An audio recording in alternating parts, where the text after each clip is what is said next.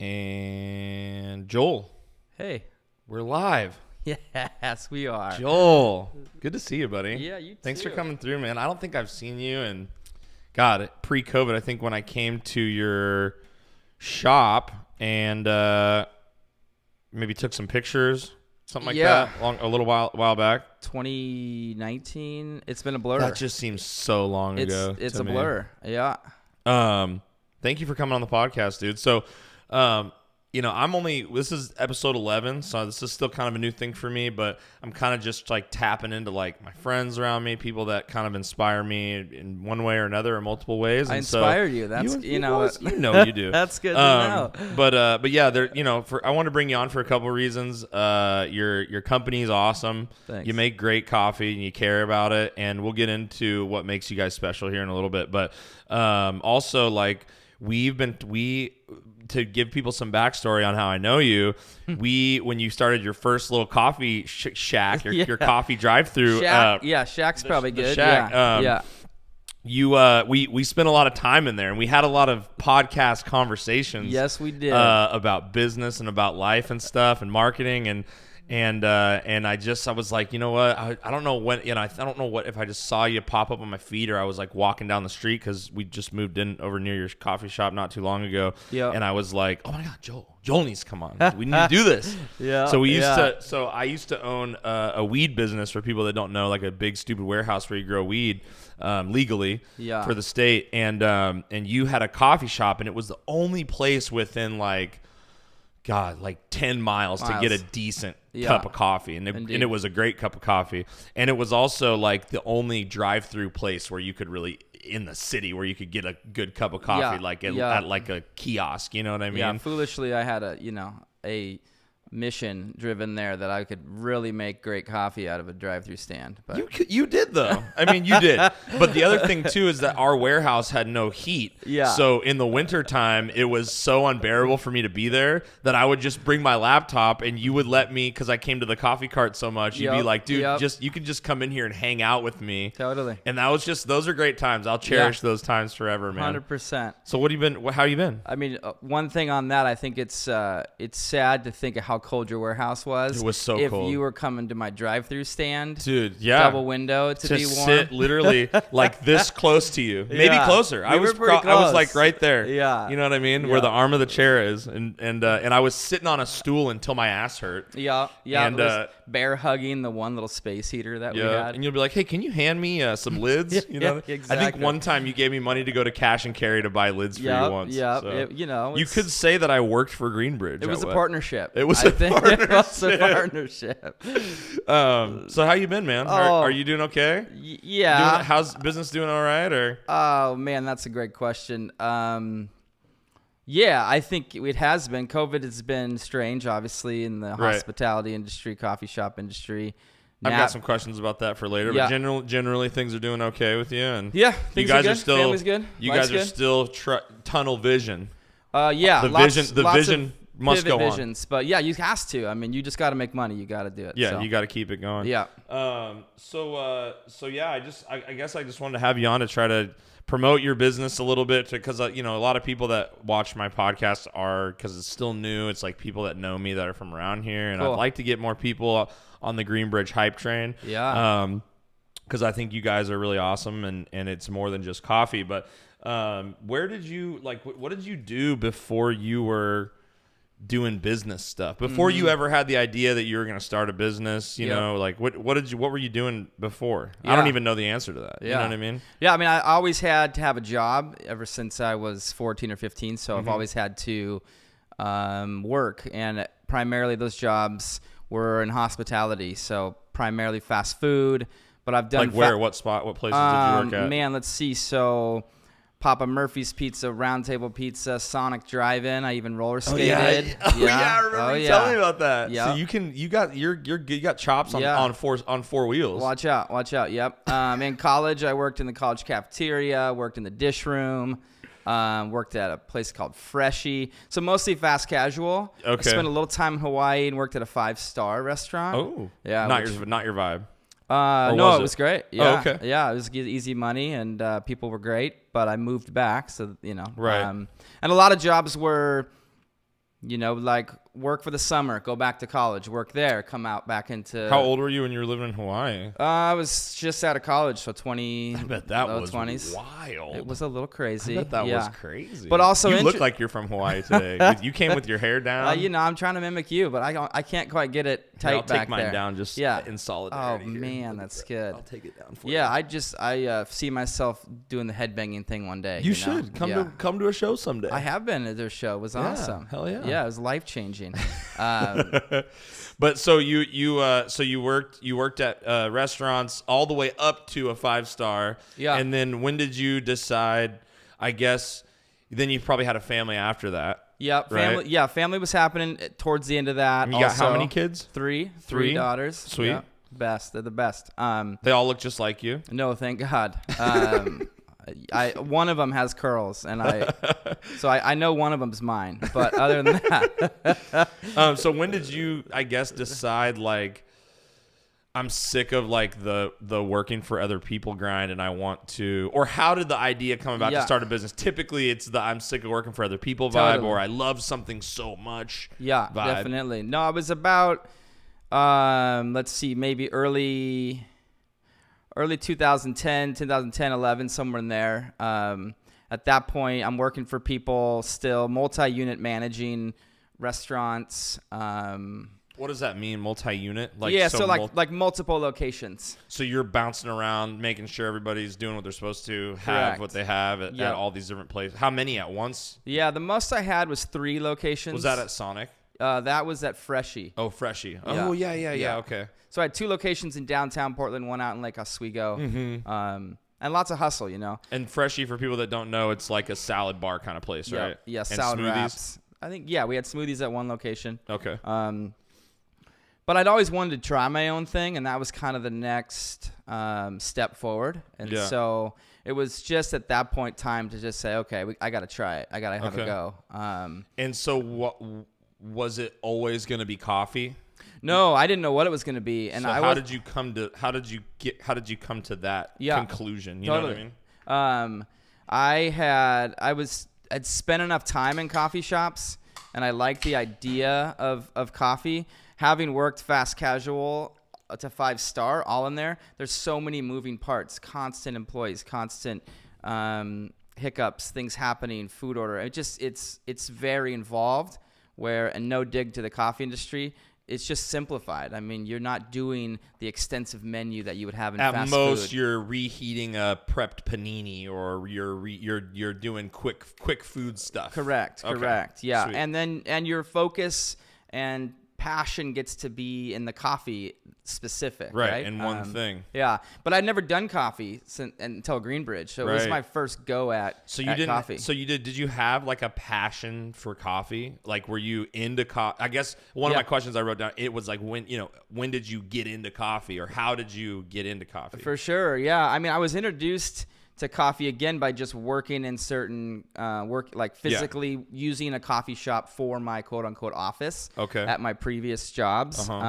I would escape there. I would hide from my employees essentially at the coffee shop. Yeah, and work at the coffee shop, building schedules and things of that sort. Right, the Silicon Valley style dude at the coffee shop. Yeah, I was that guy who was just working far too long. But I was enamored by behind the bar of coffee. I thought it was so cool to see and how to stretch your milk and make latte art. Right. And then I saw tapping and the grinding and the smells. Yep. And it's a blessing and a curse being in this industry. You're good. Don't there worry. We go. Hey, how you doing? You're good. There you go. Microphone. Hey. No, you're good. It's a blessing and a curse being in the industry, specifically as myself who was in operations, because any coffee shop or restaurant I go into, whether it's critical or not, I'm watching their operations throughout the whole time, Like you're like, yeah, can I get how are you doing that? Yeah, or you just go, oh, okay, that's one way to do it. I would have done it better this way, or whatever the case is. That rag is kind of dirty. Yeah. My wife's always like, you need to sit facing the other way because I'll just watch operations. Right. And so in the coffee cool, though. shop, So I think that's kind of a natural thing that some people either have or not, like to be interested in that kind of stuff. Totally. And so in the coffee shop, when I'm sitting there, I started kind of analyzing the coffee shop operation, and I'm like, I think I can do this. Like, okay. I don't think it's that difficult, Right. And so then we or maybe just that it's possible. Yeah. It's not a fucking restaurant. Yeah, like exactly. It's not like you got to have all these different ingredients and all these recipes and teach everybody to do every little thing. Correct. And so when we came across the idea of doing Greenbridge, and I came across the drive-through stand, and even when I had already signed the lease or I bought the space, the drive-through stand, I had no idea how to pull a shot of espresso at that point. Okay. So I was like, oh shit. And I should the probably coffee learn. companies teach you how to like do their coffee right? Sometimes, some of them depends on what you're going with, and you're going to pay that for that. Right. I went a different route, and there's a nonprofit that's ran out Tabor Space in Southeast Portland. Okay. I don't know if they're still doing it. I know pandemic's been crazy for everyone, but they ran a barista training program. Oh. So for 6 months, you kind of get like a little certification kind of a thing. Yeah. And so I was the Monday morning trainee. And so there was one paid employee, and they trained the volunteer essentially. Okay. But for volunteering, you got to understand bar flow. You got to learn how to pull shots, how to stretch milk, and the whole cafe operation. Now, I had known how to ring orders in, how to interact with customers, how to because you've been working food. in hospitality for a long time. But I had no idea how to stretch milk, how to pull shots. What does stretch milk mean for people that don't know what that means? Yeah, so it's because you're saying it like it's fucking you're shop talking with me right now, Doc. Well, come on, we've been hanging out in the shops. I know. Maybe it's been too long. Stretching milk, you're pouring shots. I mean, people would think of it like when you foam the milk. Okay. But you're not making foam. You're like you make it elastic. You exactly. Make it. Is that what you're doing to the milk? You're it's like a piece of saltwater taffy. Kind of? Yeah. Keep. I don't know why I'm doing this. Keep doing that. I've never seen a barista do that. But yeah, you're foaming the milk. I'll say that. Okay. All right. So why is it called stretching the milk? Because it makes it go further. Like, does it make? Can you use it more? You're not trying to make foam with it. So I don't know why they chose the term the stretch. Don't look too much into it. Yeah. Someone more intelligent in the coffee industry could probably. Okay, so you learned how to do coffee stuff from this program, and then you're fucking on your way. You've got a lease, and you've got to make. That's the thing that people don't understand about the business life, I think, is that like it's not all properly planned. Even if you have a great business plan, it's kind of like, all right, well, go on and go ahead and do it now. You got a lease, you got rent to pay. Yeah. So enjoy. Yeah. You know, and there's probably 50 things you never thought about, right? And a 50% chance that you're gonna fail. Yeah. You know what I mean? Yeah. And so and I mean, so what basically what was so you have this lease and you're like, okay, I just learned how to pull, some coffee. Yeah, it was 4 minutes. It was 4 minutes. Yeah. That was a good time on that. We got our Greenbridge coffee. Which roast is this? This is the Soma blend. Okay. So, what does that mean? It's a blend of Brazilian, Guatemalan, and Nicaraguan coffees. Out of our Greenbridge cups, we're so branded today. We're so on brand. We are. We're really trying. Is black coffee okay for you, or do you need cream? I mean, only if I need it, but I can speak to this coffee. I don't think I need it. Exactly. Cheers, man. Thank you. I'm not going to sip it because it's going to burn the shit out of my mouth. No way. You got it.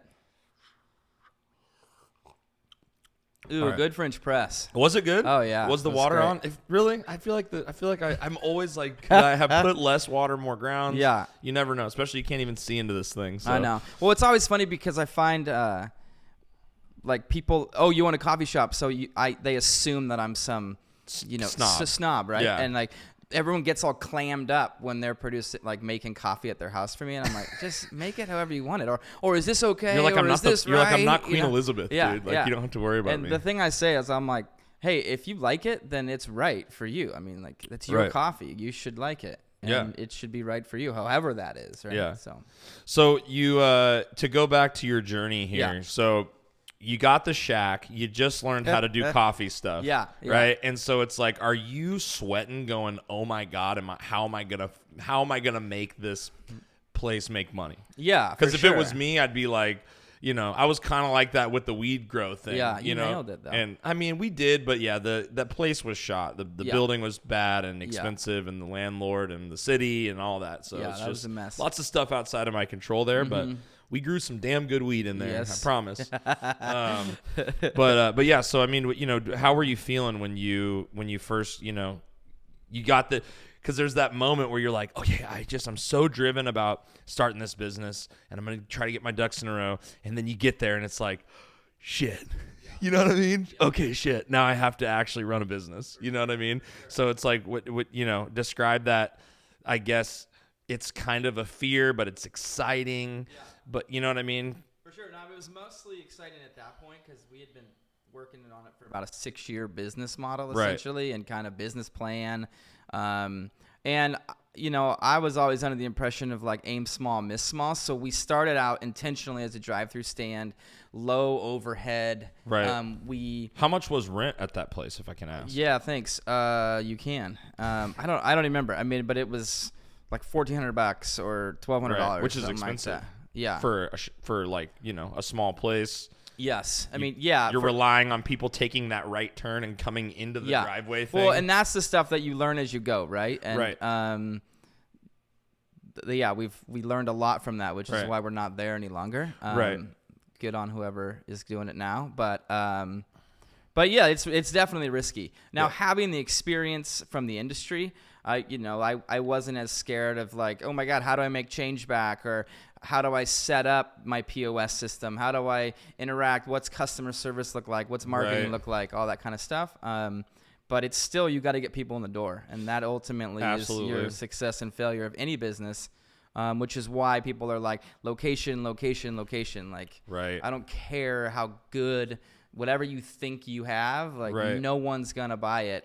If they have to have foot traffic, it has to be an area that has foot traffic. Right. And I mean, dude, even in that area, because I spent so much hours with you in the cart, watching you, or in the whatever you want to call it, the window, watching you like with your local clientele. And like, you're just the type of guy that like people kind of gravitate towards, and like you so quickly within a one like 5-minute interaction or 3-minute interaction, you became people's coffee spot. Yeah. Like, I'm gonna fucking go back to this guy. He was cool. Yeah. You know what I mean? Yeah. And so you had that down. For sure. And you could do that until the cows come home. But if the location's not there and the amount of people aren't there. Totally. And I think like at some point you were looking at the math and you were going, I can't even fit enough cars in here to make this work the way I want it to. Yeah. Because it was a couple cars, and like you would have needed to stop traffic for miles, like a Chick-fil-A, like down the street. Totally. Krispy Kreme. Krispy Kreme for it to work, and it just wasn't going to happen right there. Correct. So what do you do when, obviously you got to get a new location, but like, what do you know what I mean? Like, I guess, when did you make that call where you were like, this isn't going to work? What was it for you? Was it just how many months of trying? I think you were there for like a year and a half, 2 years. I was just there for a year. Yeah. So, prior to that year, we had kind of come up to that idea that like, hey, this isn't going to work. It's not going to pencil out. Right. And it was fine. But that was the whole point. We had to try the concept. We had to get it out there.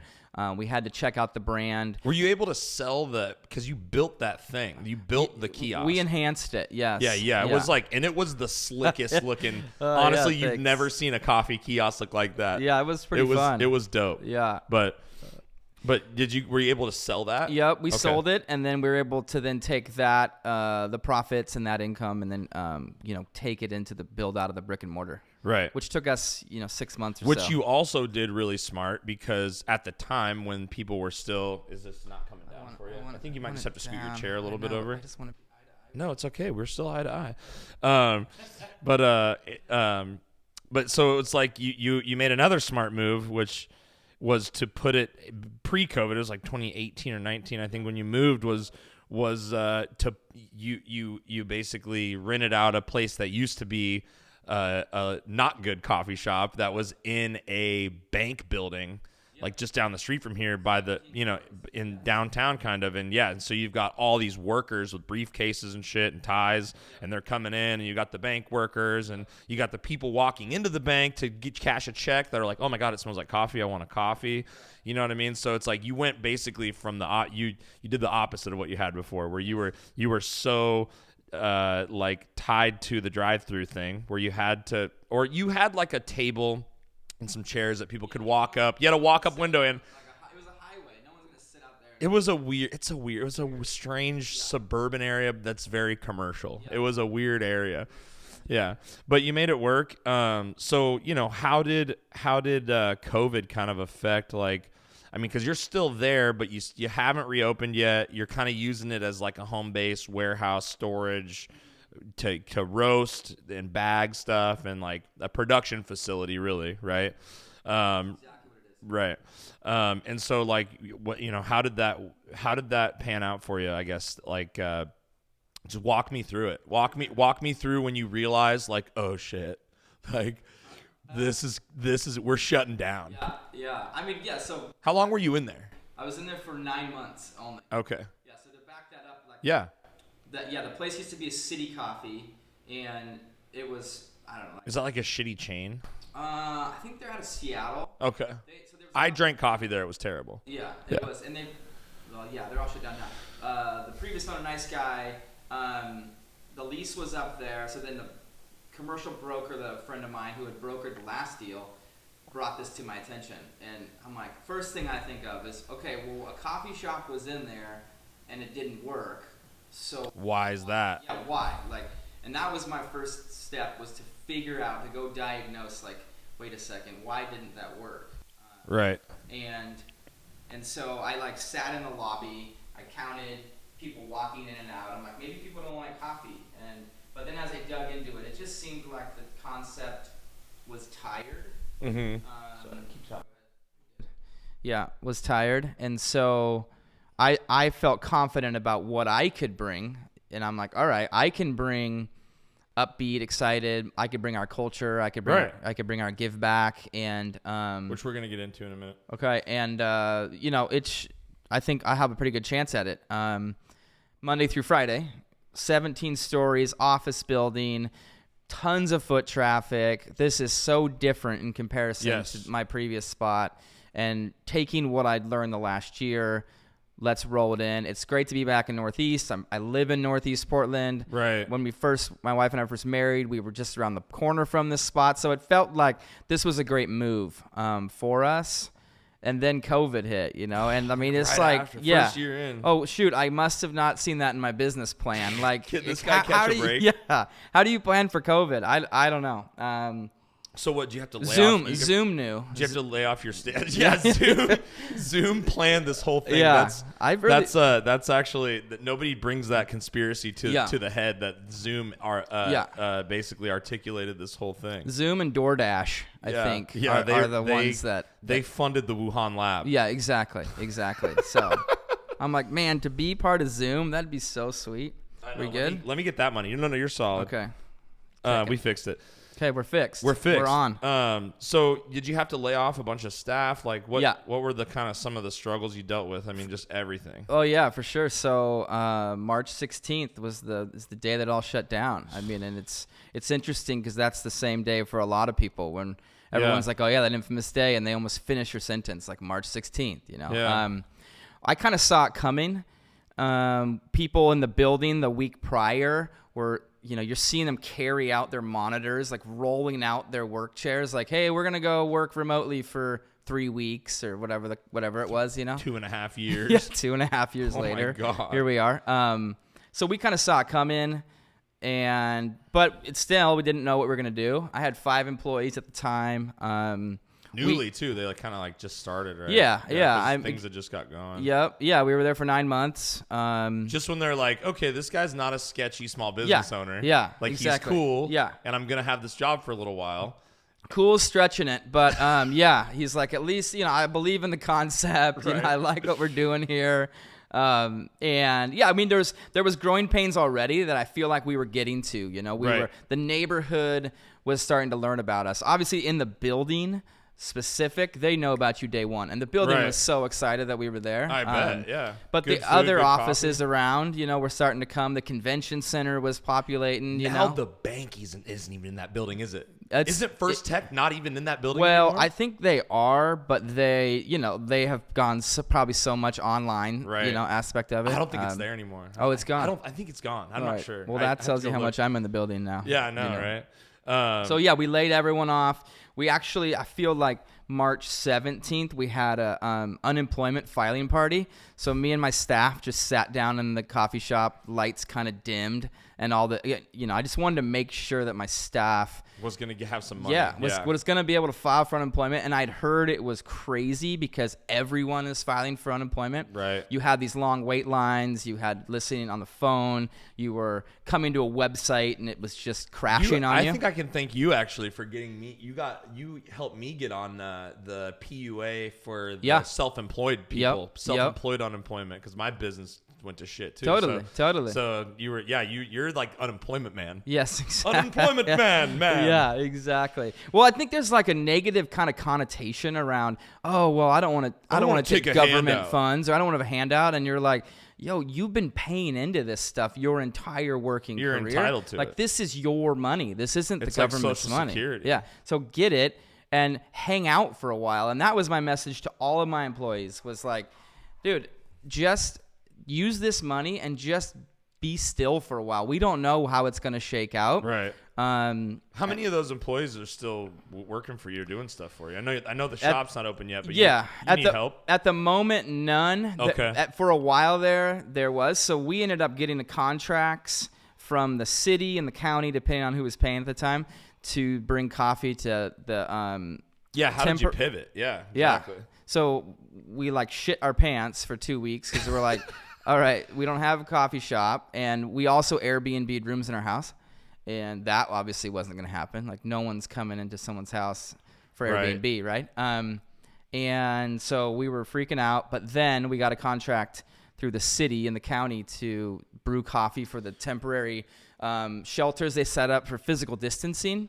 Did you go and seek these contracts out, or did these people find you? Was this some like great idea that you had? No, I wish it was. Okay. I wish I could say that. Right. So I guess this actually leads into something. So tell people why Greenbridge is arguably the most special coffee company, if we're hyping it up. I really do think it is. Yeah. But I think you'll be worldwide someday. Man, I'd love to. I think so. But I got a sneak peek on something that you inspired a while ago that I'll share later too. Sweet. Yeah. But let's okay. Tell people why Greenbridge is special and what makes it different from Starbucks and all these other places. Yeah, for sure. So early on, when I started the concept, I wanted it just to be different, right? How do you make coffee different? Yeah. And for me, like, I could go work and get a job, but I want it to mean something day to day. And so we take 10% of our sales, and we donate it to local nonprofits, and we get to involve the customer as well. So the customer comes in, they buy their coffee, their pastry, whatever the case is, and then they're asked the question of like, well, which nonprofit do you want to support? And you had 2 at a time, right? Yeah. And they change every month? They turned around every quarter. Every 3 months. Okay, right. Yeah. That's fucking so smart. Yeah, and so we've gotten the opportunity to raise money for nonprofits and also to promote the nonprofit's mission. So, whatever circle you're rolling in, you may not understand that there's other nonprofits, or you may not even know them, but now we get to promote that nonprofit to all these different kinds of customers. And you're still continuing that with your sales that you're doing now? Yeah, we're doing it. We've pivoted a few different times. Again, COVID, it makes it interesting for everyone. So for us to try to make sure that we can secure profits with less sales, we've taken it to be 10% of whole bean coffee and drip coffee sales in the shop. Mm-hmm. So, we've launched a whole website where you can order bags of coffee, pitch. Right. And so from there, the 10%, and at checkout on the website, you get to choose the nonprofit. Sweet. So you still get the choice. Yeah, exactly. People love to choose things. They do. They love choosing. Yes, they do. So what kind of charities have you worked with in the past, and who are you working with right now? Mm-hmm. Like, I mean, I know it's been a lot, but just, you know what I mean? Yeah. So I bet you know more charities and nonprofits than anybody, because you get into it's like podcast guests where I'm like, okay, I'm going to start a podcast. I'm like, holy shit, who am I going to talk to? Yeah. You know what I mean? You're like, I'm starting this thing where I'm going to have 2 charities every quarter. And then you're like, oh shit, I need to find some charities. Yeah. You're like, nonprofits, I got to find a lot. I mean, we've worked a lot of them focused on like pets. Yeah. And then the other one that Humane Society and stuff. Yep, exactly. And then people love that shit. I know they do, which is funny because here's a little secret about pet nonprofits. If you have a pet nonprofit up against any other nonprofit, the pet one will get chosen like 9 out of 10 times. So I'll have one that dealing with like homeless services, then I'll have one dealing with pets, and the pets will win every single time. So they're like, I'm gonna choose dogs over humans. Yeah, I know. So hey, it's your choice. You choose whatever you want, but it's a little interesting. So we have done a lot with the houseless community, which is what connected us to the contract, getting the contract. We had done some catering with the city in regards to conversations around, and this was pre-pandemic, but conversations around the houseless community in Portland, services, what's available, who's doing it kind of thing. And so we were there to cater for these conversations. Then it all shut down, and then they reached out to us at that point because we had kind of been doing things with them already. Right. Okay. Yeah. Cool. And that's who you're working with now? Yeah. Okay. Yep. What's it called again? Well, this is just they're just contracts through the city. Okay. So right now, for example, the Jupiter Hotel is and has been a shelter where if you are either come into contact with COVID or you have COVID, you go there and do your social distancing, physical distancing stuff. You heal, you get better, and then off you go. Okay. But when they set up all of these locations, they needed all the services, wraparound, food, beverage, all that kind of stuff. So you're taking, you kind of went from like, it seems like you went from like, how can I sell more cups of coffee to people walking by to like, you're selling gallons of coffee at this point in like bulk stuff. So that's cool. That's a good pivot, man. I bet a lot of coffee shops are like, damn. Yeah. Well, it was crazy because for a while there, especially early on, like the service industry, everyone shut down, right? There's nothing. You couldn't get food. You couldn't get coffee. Meanwhile, we're over here just slinging gallons and gallons of coffee. Like the giant Starbucks boxes. Even bigger, like 5-gallon and 10-gallon Canberras of coffee.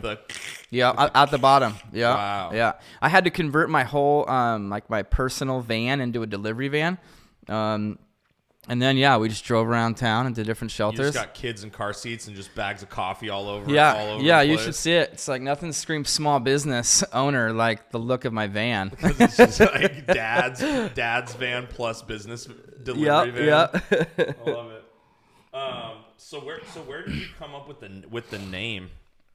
The Green Bridge name. I don't think I've ever asked you this question either. Yeah. I don't think we've tapped into this. For sure. So it's always a controversial topic, or at least when someone asks me that and then they follow up with that being like, it's the St. John's Bridge, isn't it? And so then I sit there and I'm like, man, do I want to keep this customer? Because they seem pretty excited that it's the St. John's Bridge. Right. Do I lie to them? Yeah, it's a bridge in Portland because we're in Portland. It's the St. John's Bridge. So I grew up in Hood River, Oregon. So the bridge that crosses from Hood River into Bingen or that White big, Salmon. Scary green bridge. Yeah. Terrible bridge. Exactly. The Scares worst the shit out of me.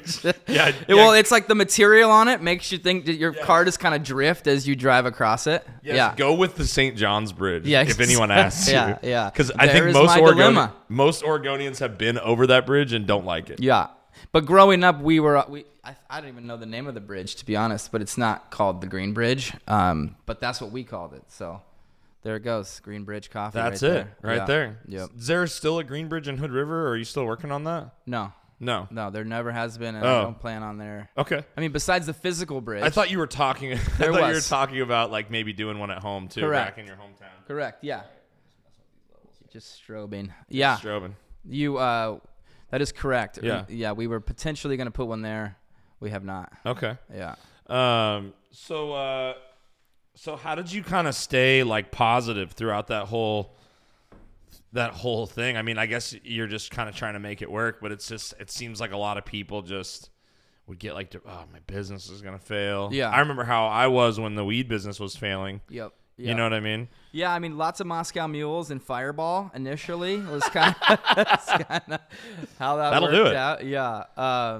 Well, I mean, there was a scary couple weeks, and then we got the contract, and it took a few weeks to build up, but once we kind of saw the contract and what it could be and what it was going to be, now we had committed to 6 weeks, and here we are 2 years later. But once we kind of understood that, this is going to work, this can work, It was great. Then we felt awesome in that sense, and that came pretty quick afterwards. So again, stress initially, but then I became pretty positive, and I counted my blessings. I had plenty of peers who were trying to make it work. Do I open? Do I not? What's their landlord situation? Other restaurant guys? Yeah, restaurant, coffee shops. And for me, it was so very obvious that I'm not going to open the coffee shop anytime soon. We can't be planning on that. Yeah, there's no one anywhere near the area. But I could also just lean in on the contract. Right. And that kind of opens your mind to like, oh, there's other ways I can move this coffee. Correct. Yeah. Correct. Yeah, and it's from someone that you go from a more traditional model of like hit the open sign and hope people show up and how's my service and my branding and how's all this and I hope people will come in the door, and then Instagram, all of a sudden someone's like, oh, cool, new coffee shop, no loyalty, gone. You're like, oh, man. Right. Like, and then right here, there was like the guy that owns Little Big Burger and shit opened a coffee shop right across the street or whatever. Yeah. But I love the business model, dude. I think it's so wholesome. And, you're not one of those guys either where like, I feel like there's, you never know with nonprofit stuff or like, is there like a scammer kind of dude behind the veil that just like wanted to, he found out this way he could make money by having a nonprofit or whatever. Yeah. Like you are that guy where it's like, you care about this stuff. You know what I mean? And and it's just, it's that the brand, people end up taking that home. You know what I mean? Which I think is cool. And I really do think it's the best way you can, like, once things reopen, or once you're reopened up or whatever your next plan is to get people buying cups of coffee again, it's like that it is a way to stretch your dollar and make your coffee purchases every day mean more. Because, you're buying coffee every day from the same place. A lot of these people hit their coffee shop before work, and it's like you're donating. You're doing a lot more with your couple bucks that you're throwing at coffee every day. Yeah, you know what I mean? For sure. And that was kind of the whole idea. Is like I genuinely think people, for the most part, are innately good. Yeah, we're just all a little lazy, so we don't really like know how to fully connect. And there are a lot of us that are kind of broke. Yeah, you know what I mean. Like we're like, you're probably spending money you shouldn't be spending on coffee. There you go. And you probably don't have enough to just like donate $1,000 to a charity. Correct. Right? Correct. So if you can incrementally, it's almost like one of those like apps that like takes your loose change and invests it. You know, like Acorn or whatever these apps are. And but it's like the coffee version where you're going and you're spending your $3, but you're putting 10% into something, a bigger, greater cause, which is super cool. Well, and I think we try to sometimes make it like pretty difficult or make it so grandiose. Like I have to give all of this money to make change, and I don't think that's the reality. Like if we all give a little bit, of money. Give a little bit. Show up to a neighborhood cleanup. Like just do something. And I mean, I think that adds up, right? Right. And I saw that like when we would donate, we would get the big check and like do that whole presentation, Because you do that. You get a big giant super silly check. Yeah, I love it. Totally. Well, it's dry erase, so I reuse it. Because every time I show up, the executive director or whatever is always excited, and I'm like, well, no, I gotta take that one back. Here's your small check. You just wipe it off. Yeah, that night, so the dry erase doesn't get stuck on it too. But it was important to show our customer the actual donation, not as like look at us, look how great we are, but more of like, look at you all, like look what impact you actually can make. And that by just a simple cup of coffee, because I don't think people even understood. And then once they would see a photo of the check, they would go, "Wait, what do you do?" You donated X amount of thousands of dollars. Yeah, like what was the most money you ever raised in a quarter for one charity? About $6,000. Holy shit! Yeah, in 3 months. Yeah, from people buying coffee, just buying coffee, and I think, but that was money they were gonna spend anyway. Exactly. And so, what kind of benefit do you get from?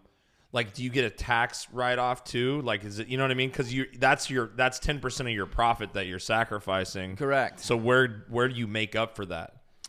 We just kind of call it our marketing expense, eat it? Essentially. Okay. You know, and it works. It works as such. Yeah, I mean, and there's kind of the hope that the nonprofit partner is telling their sphere to be like, hey, word spreads. Spread it out, check it out. Yeah. But where'd you get this new van? Oh, well, we got, the coffee place we're working with raised $6,000 for us. Correct. You know what I mean? Correct. So, yeah. So there's that, and it's kind of a mutual kind of marketing hope in that capacity. Have you ever had any bad experiences with that you don't have to name any names, but have you ever had like any bad experiences with like a charity and you got in there and you're like, oh, these guys are not like, they're not a good you know what I mean? I'm sure you try to vet your people, but maybe in the beginning when you're just like trying to find a charity, like did you find one that's like, I don't know, not great or sketchy? Because I feel like some of these places, you're like, where's my money going when I'm donating to this place? Yeah, for sure. You know what I mean? No, fortunately, we vetted good enough. That's good. We didn't have the sketchiness. I feel like I'm trying to remember. Maybe there was one. Or even just funny, story about any of these folks. That's a good question. I'm trying to think. No, I don't got anything. Shoot. That's good. I try to have funny jokes. But no, it's okay. You got plenty. I mean, for the most part, it was just they were like neighborhood. We were trying to do is just keep it super close so that the actual customer could be like, oh yeah, like I know that place. I mean, for example, Working Class Acupuncture. Remember, they were right across the street from the drive-through stand. Oh yeah, and that was intentional. That was by the dragon. Place that sells like sage and shit. Yes, exactly. And next to what was the bar? Jack's or whatever. God, where we used to get like dirty cheeseburgers delivered from that place. The dirtiest. But you shout out to Jack's. Perfect. Yeah. Be in the neighborhood watering hole. Totally. You know what I mean? And it they was. Served it is. It was. It still is, I think. But they gave me free ice too, so it worked out. They were neighbors. And they got coffee from you, and it just is all it was goes great. around. But anyway, the acupuncture place, was that your first one? Was one of my first nonprofit partners. Okay. And it was great because people would pull up to the drive-through stand and we explained the business model and they're like, oh, where's Working Class Acupuncture? And I would just point out the window. Right over there, actually. And they go, oh, cool. I didn't know that. You know, and I mean, that was the other hope of it, right? Because even at that time, we weren't making some massive donation, but we were trying to promote other people, other nonprofits kind of efforts. And you could easily connect with Working Class Acupuncture. If you needed acupuncture, you could just show up there and it was super affordable. And it's not like an expensive bougie kind of a therapy thing? No. Yeah, no. okay. Which most acupuncture is going to cost you. Correct. Which is why Working Class Acupuncture just is exactly that. Right.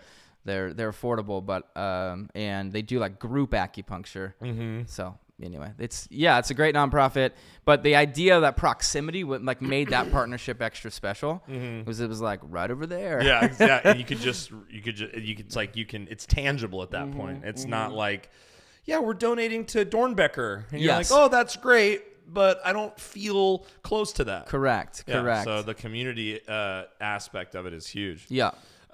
So what kind of other things go into running a coffee business? Like, how do you, like, if we're gonna break it down, like, so when you're sitting in your coffee shop and you go, well, I need some coffee. If I'm gonna sell coffee, I need coffee. So it's like, how do you go about getting a shit ton of coffee beans? You know what I mean? I know it's like a very simple question, but for sure. You know, it's the kind of stuff that like I nerd out about when I think about somebody running a business. I'm like, I know that there's all these little tiny things you don't think about. Yep. You know what I mean? And so it's like, how do you nail down where you're going to get your beans? Yeah, I mean, so the great thing about being in Portland is there's so many great roasters. A lot of roasters, yeah. And so you can just connect with the roaster. Most of them do some sort of wholesale. But how does that work? So you'll be selling, they'll be roasting beans for you, but you're white labeling it, kind of like selling their beans in your packaging kind of thing. Correct. Right now, that's what I do with Nosa Familia. So you're still with Nosa. Yep. Shout out Nosa. Yeah, there you go. Shout out Nosa. Drank you this morning at a little event. Nice. So yeah, we're still using them. Also working with Andrew Coe, who is the roaster for Elevator Coffee. Okay. So I've seen that. Is that over off of Hawthorne? It was just a little bit north of Hawthorne on 12th. They had a cafe there. Yeah, it's like looked like a big kind of a warehouse thing. Yep. They've since moved out of that. They shut the retail space down. And he's an incredible roaster, so it's been fun to work with him as well.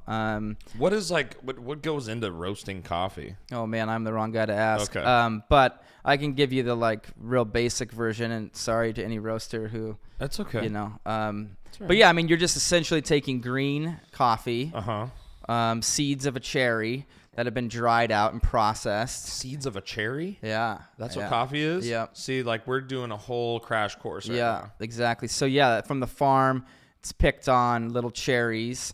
It is processed, which is how do we get the flesh of this fruit off of the seed, which would be the coffee. So you shuck them basically. You're shucking there's coffee different out ways. of this cherry. Yeah, different ways to process. Do people eat that? Do they use that cherry No, thing? maybe they compost it and reuse it at some point. But it's just garbage, basically. Yep. And then they need to dry out the green bean, and that usually happens at the origin of the country as where the coffee's coming from. Like Colombia or Venezuela or wherever you're getting your coffee from. Yep. Okay. So that'll happen at the farm.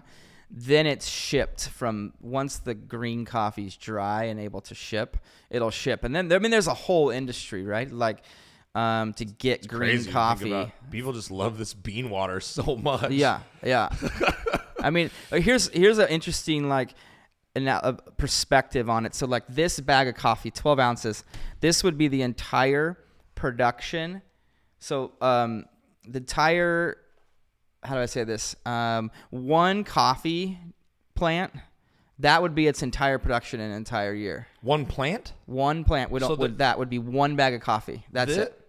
So there's so many plants. Yeah. There has to be so many coffee Correct. plants. So you think of it from the farming I'll go through a bag side like that in 3 days. Yeah. 2 days. And not to get too geeky, but that is like how special we have it on this end, being able to just quickly grab a bag of coffee from the store. Unlimited supply of coffee. Yeah. You would think that the supply of coffee we have in America is infinite. Yes, it feels that way, and there's a lot of people that work really, really hard. Yeah, that's wild. To keep that going. The industry itself, and again, I'm being on the retail side of it, not having too much to do with the farming side of it, and even the roasting and that whole side of like sourcing green coffee. There's a lot going on there that, and a lot of people working really hard. And especially with supply chain and with in different countries and stuff too. Yep. Do we have any? We don't have coffee farms here. No. Right? No. Can you just not grow it here? Yeah, you just don't have the right elevation and the right climate. Yeah. It's just a weird bean. Mm-hmm. It's weird. We love it though. We are obsessed with it. Yeah. I'm obsessed. I'm addicted to it. It's tasty. It's like legal drugs. It is. It's terrible, but it's great. I was thinking I'll have these thoughts weekly where I'll be like, I think I'm gonna wean myself off of coffee and just, and then I like look over at the coffee and I'm like, nah. You know what I mean? Probably not. Yeah, that's probably not gonna happen. Oh my god, yeah. Somebody in the chat said coffee, the lifeblood. Yeah, it's is true. It totally is. It's true. And it's funny because a while back, one of my old bosses got into pizza. He worked for Papa Murphy's, and I said why pizza? And he's like, I mean, it's foolproof. I mean, you always eat pizza. You're constantly eating pizza. And I'm like, that's pretty great. And I feel coffee is even better than that. Like, I mean, find me another commodity that you are in this retail selling that someone ingests daily. It's a commodity, but it's a necessity. Yeah. It's like soap. Correct. It's like, you know what I mean? It's we don't even use soap that much every day. You know what I mean? Yeah, like we probably use more. We probably do more coffee. Probably use soap once every 2-3 days. Yeah, you know look at me. I don't use soap at all. Well, you got to keep it natural. You got to keep the oils and stuff. You can't be showering too much, people. Yeah. Listen, but you can drink too much coffee. No, you can't. No, you can't. No, you can't. You can't. You can't. How much coffee do you drink? Being a coffee guy that's working around coffee, you ever just wake up and you go, you know what? I'm sick of coffee today. Funny enough, I think I drink like 2/3 of a cup of coffee and I just leave the bottom third. It's like this thing I do now.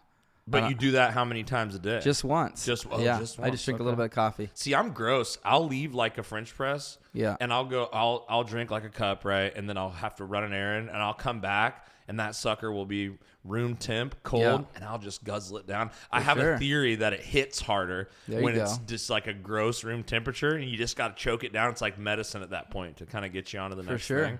Yeah, well, it probably does. I don't know. Yeah, it's probably just sitting in the grounds, and you just probably drink faster amount of it, which impacts you there. Yeah, exactly. It feels like concentrate when it's been sitting there that long. No, I think it's interesting. Like people digest coffee at all different amounts, and whatever, good for you, bad for you, I don't care. Just, people drink coffee every day. It's a ritual. And so it's been pre-pandemic with the coffee shop and even the drive-through stand. It's a cool way to connect. Like, I mean, your customer, your regular, you see them every day. Like, I remember those people. Yeah. And it's awesome. Like it almost felt like a blessing that people chose. I hope you can get back to that, man. Yeah. Cause I do feel like you're born for that. Like people should be coming in and feeling your vibe. You know what I mean? Like that's part of the program. Yeah, you know I mean that's nice that you say that because I feel I believe you on some of that. The pandemic has I think sucked some of my soul out a little bit. Oh yeah, we're all kind of feeling that. Yeah, and I was just in a conversation with Travel Portland where the state of Portland, getting people back. What are the hotels and conventions back to Portland? It's going to be rough, yeah. And for me, it's like, there's optimism in there. Let's celebrate that. But how many times am I going to be asked to create, to recreate, to recreate, to recreate, to make it happen? Right. It's like at some point, I don't know. If I'm trying to be real, there's a little bit of my soul that has I don't think that part's going to come back. I hope that it comes back in a different way or reincarnates and because your personality is still there and people just like you. It's not really an option. Like it's whether you want them to or not. You just have an energy that people when you're serving them coffee. People just like to come buy coffee from you. You know what I mean? For sure. I do miss that part. For sure. For sure. I mean that's what watching you do it at the window. It was like. Sitting in this little shack, but you're happy as can be selling, you know what I mean? And people feel that. Do you think that, you kind of started sitting in the coffee shop while you were working your other job and you're like, I could do this. Mm-hmm. Did it change at some point from an I could do this thing to kind of like a passion project? Do you think that you're more into coffee and more passionate about it as you've kind of started this business? Because it sounds like it's not like you were a coffee guy and you're so into coffee. I'm going to start a coffee business. Yeah. It's almost like you became the coffee guy after you said, I'm going to start the business, right? For sure. Yeah. I mean, I think aspects of coffee as I learned more about it, just naturally, excited me and like anyone that would be excited about learning anything. But I still to this day don't feel like I'm a geek for coffee specific. Yeah. I enjoyed it and I still do as the widget to connect with people. Right. Which is why through the pandemic, here I was delivering myself and then having employees by yourself delivering to a homeless shelter. Right. But for me, that still allowed me to connect with our houseless neighbors and the volunteers and the people working at these shelters. Right. It was awesome. It was fulfilling. It was inspiring. It got me up every day, just like it was when it was in the coffee shop. With the community, with the regulars and stuff like that. Yeah, it was so... I think inevitably I'm going to know more about coffee than the average coffee goer. Right. You kind of have to. But I wouldn't say that I have some deep passion for coffee necessarily. For the coffee. Yeah. And it just is what it is. I'm sorry to all the other coffee shop owners that maybe are, or maybe I need to be, but it has helped me in this pivot because I look at this empty coffee shop that's been closed for 2 years, and everyone I think is sad, and I'm like, well, it is what it is. Right. But I get to still serve my widget. I just am doing it in a different way now. Right, and you're still helping people, and you're still living the dream of using coffee to give back to people, which is awesome. Exactly. So do you want to start any other businesses? Is there any other, you know what I mean? Do you ever want to be in the restaurant game after being in it for so long? Or is that kind of a no-fly zone for you? Yeah, that's a good question. if I were to answer that today, I would say it's a no-fly zone. I just think like if you had all the money in the world to fucking, like if I had $1 million and I was like, whatever you want, Joel, I'd write the check, just give me a business plan. You know what I mean? No, you're not going back to food. No, I don't think so. It's like not safe. Like correct. With the pandemic, the panini showed us that it's not a safe bet like we thought it was. Yeah. They will take it away from you. For sure. They will take your business away. Yeah, and it's from pandemic proof, even just in general, like it's still so uncertain. Like so one day you're hot, one day you're not. Yeah. Unless you're McDonald's or something, which kind of sucks. You don't want to be that kind of business. But having worked in that industry as well, like it's a lot of work for, and I always say for what? Like for what purpose, or what are you hoping for here? The pandemic and these contracts have really shown that there can be a quality of life different than what I thought pre-pandemic. The model can change. Yeah, and so I'm on a hot pursuit to try to keep that alive. Okay. I've had the opportunity to be at home with my kids, like get to hang out with them in their younger years.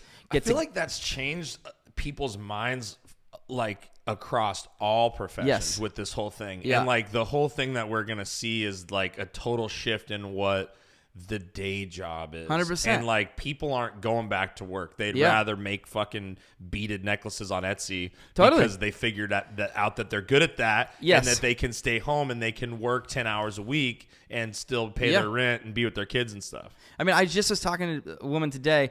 She general manages a hotel and she's like, I can't get anyone hired to work housekeeping. Where are the people? And I'm like, well, I know where the people are. They finally, for the first time in their life, were given an opportunity to actually do what they wanted to do. And then they pursued their dream. That's why there's not a bunch of... Some of them even started their own, got a vinyl sticker with a logo and put it on the side of their Prius. Yeah. And they drive to people's houses and do housekeeping for themselves. Correct. And they work on their own time. Yeah, yeah. You know what I mean? Totally. And I think like, especially in the hospitality industry, there were so many people that were vocal about how people just mooching off it. They're staying at home. They need to come back to work. Too much unemployment. And you just are like, for what? Like the employee's just going to show up to work for minimum wage? Like, no, they have found a way to make that money all on their own. Like, good for them. It's a weird dynamic. And it's funny because before the pandemic, I was actually kind of saying that like employers need to start wising up and being nicer to their employees. Yeah. Because for me, I saw it happening with Uber and DoorDash and stuff. Yeah. Where it's like, if you have enough bad days, you're gonna go, listen, dude, fuck this guy. Yeah. I'm going to go work for Uber. Yeah. And it's like America's backup plan. So it's like, you better start paying your employees more and treating them nicer because they don't have to work for you anymore. Yeah. And then you're SOL. You know what I mean? Well, and it's interesting on the ownership side of it. I agree to everything you just said, but then there's also this like, well, I want to pay my employee as much as I can, but I'm a small business owner. I can only pay this much. So it's this weird balance of like, hey, I think you're an awesome human. I'm going to treat you well. I'm going to pay you as much as I can. Oh, yeah, thanks. Just top her off. That's perfect. Good coffee, by the way. Nice.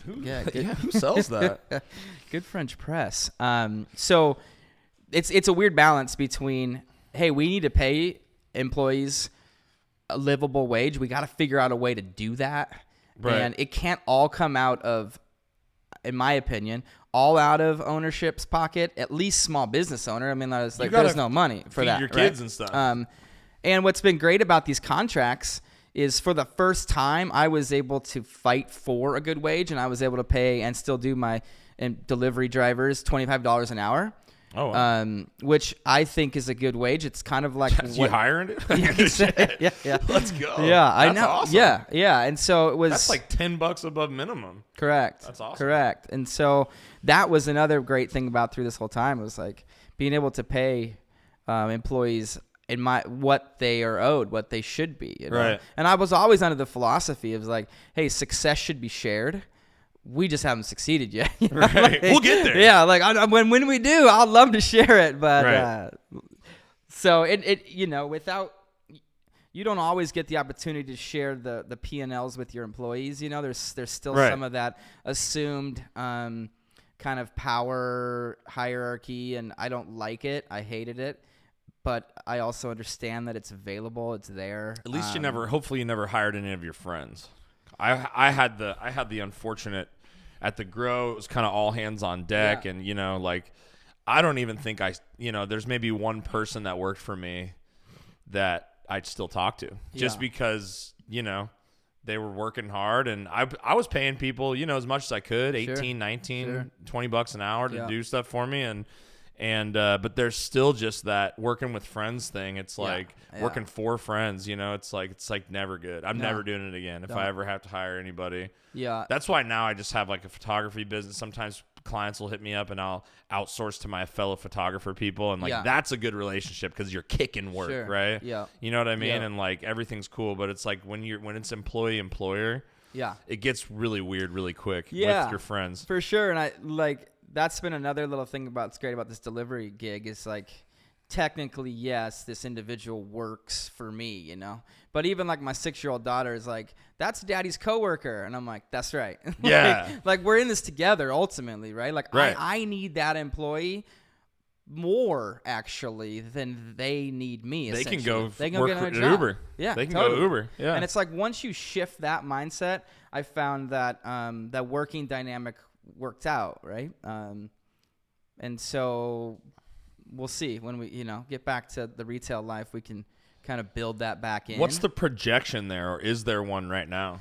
It's just about foot traffic back in the building. So it's no longer COVID. It never really has been. I mean, I guess you're waiting for somebody. Is that building, are those office levels like for lease? Are they completely empty? Yeah, the anchor tenant.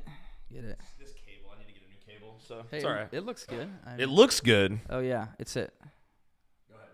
Looks great. So So the office is the anchor tenant, which had 7 or 8 floors plus the big auditorium in the basement, vacated during COVID.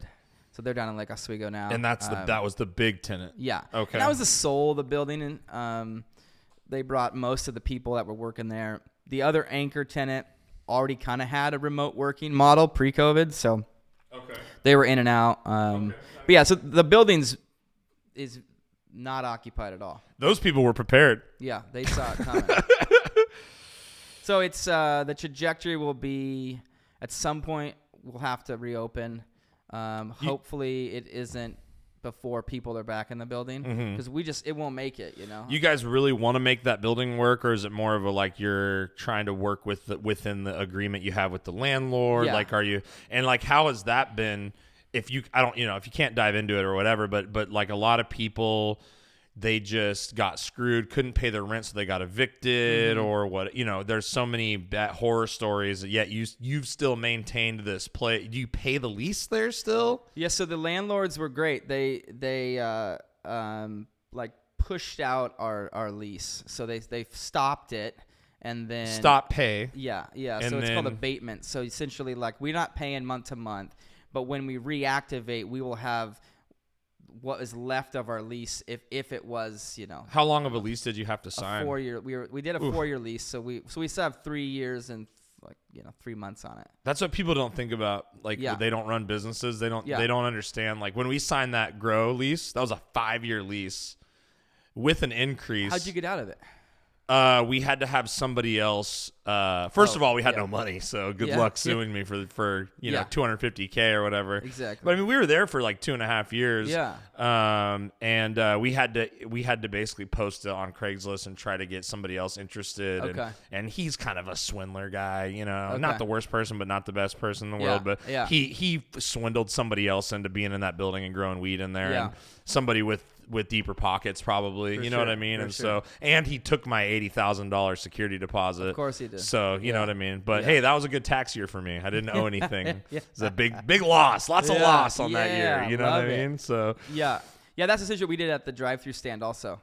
We went to our landlords and just said, well, they're like, hey, if you find someone else, we can go. And I would imagine it'd be similar here, but I don't know who's going to open a coffee shop in the Lloyd neighborhood right now.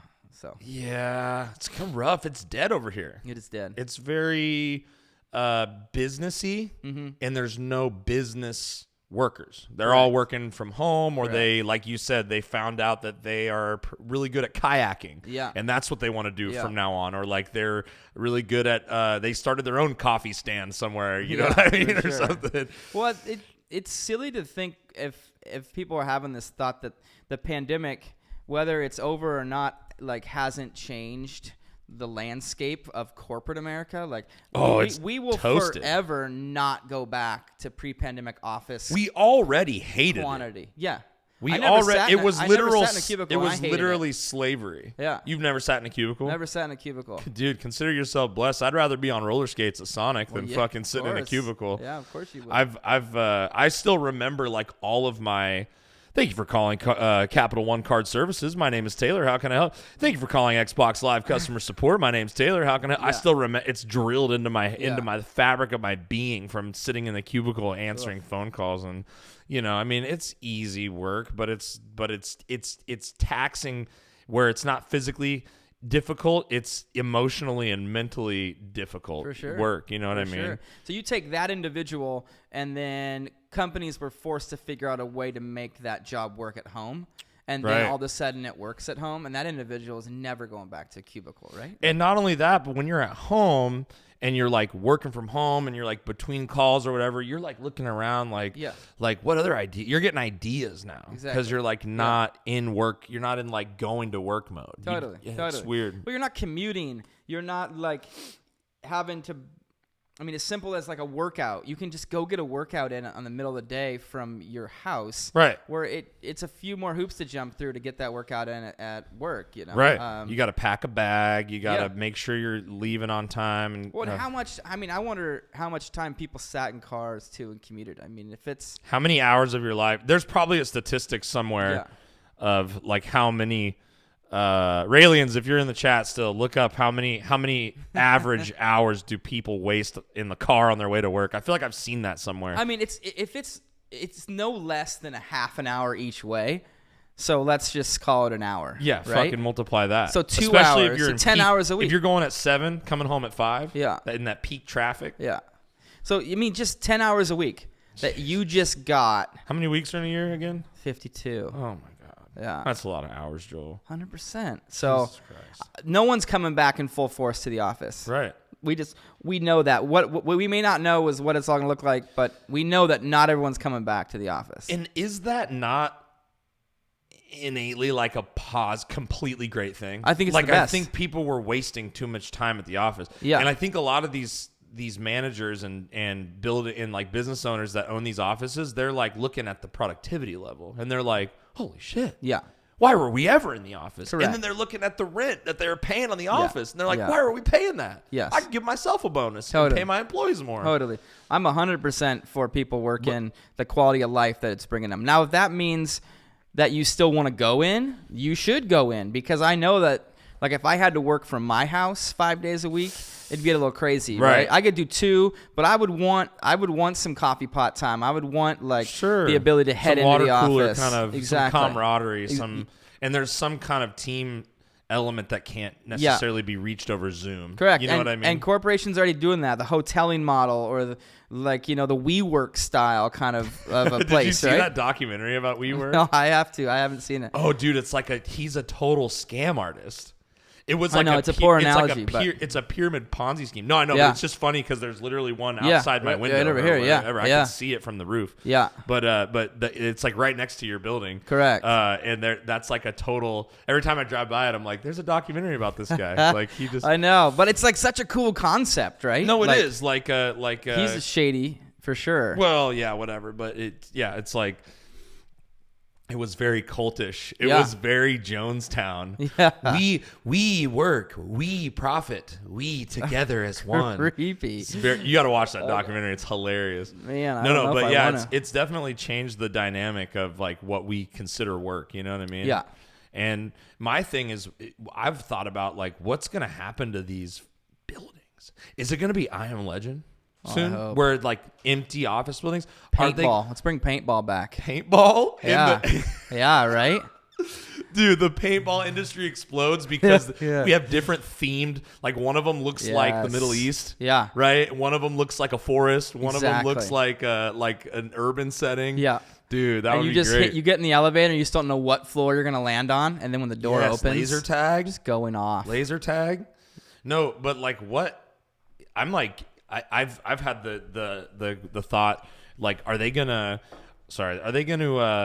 like change them into can you convert an office building into an apartment building? Because that's like what they got to do. Yeah. And it seems like the price for rent could come way down. Wouldn't that be great? It would. But I mean, it's like it's supply and demand, right? Yeah. And so you would think, I guess here it's not the case because there's empty apartments that cost a shit ton of money.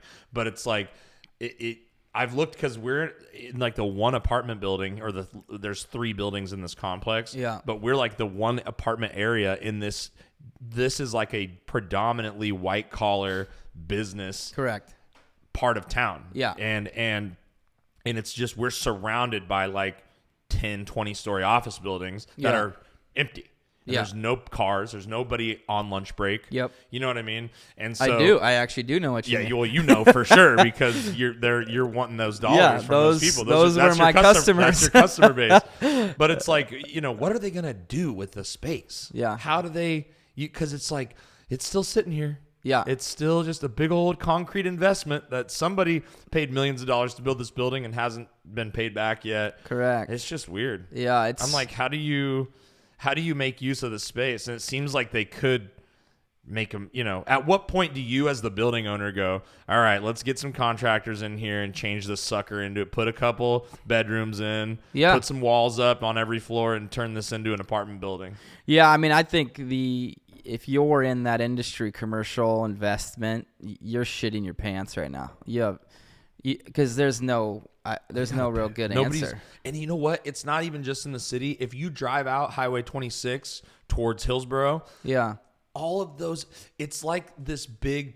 It's like the big tech boom and .com boom of the early 2000s happened, and everyone's like, let's erect office buildings and fill them up with cubicles, and we're going to just make so much money off of these. And now you go and you've got these buildings that were built in the late 80s to the early 2000s, and they're completely empty. They're outdated. Yes, and they just for lease, for lease. Yeah. And it's like it's almost like the working from home thing was slowly happening before the COVID thing, and the COVID thing like accelerated it. Because I've noticed that those buildings out there in the suburbs, those have been for lease forever, for the last 10 years. Yeah. I don't get it. It's so much wasted real estate space. Yeah. But I don't know what the answer is either though. Like, what do you've put a ton of money in to build these things. They haven't returned yet. Like, at what point do you say we got to pivot?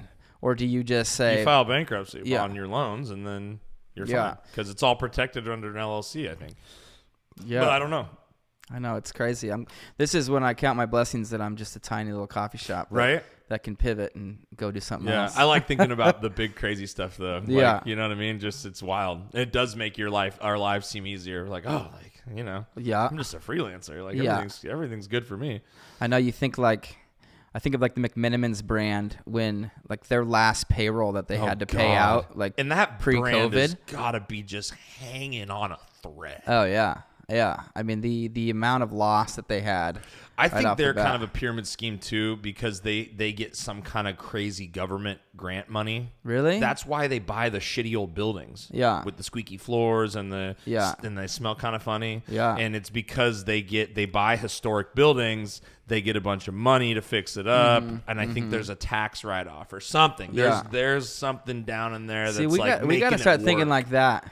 It was because they're kind of evil. Nobody likes those guys. Sure, but we could be likable, but still get smart like that. It's like when the here's another example. Yeah, we can. Do those things coincide? Yeah, you can. Here's another one. It was when it became trendy in restaurants when you look up in the ceiling and you see like the open exposed beams, right, and the lights, plumbing, the rafters. Yeah, like well, that's a genius move. Let's make it cool so we don't have to pay to actually put a ceiling on it and all that stuff, right? Lights, and then fixtures. when we air and there's plumbing, like I don't have to cut a big hole in the ceiling and fix it. Like, right. So that was smart. So they made it trendy, but now it's just less expense and less. Right. So we got to think of something like that.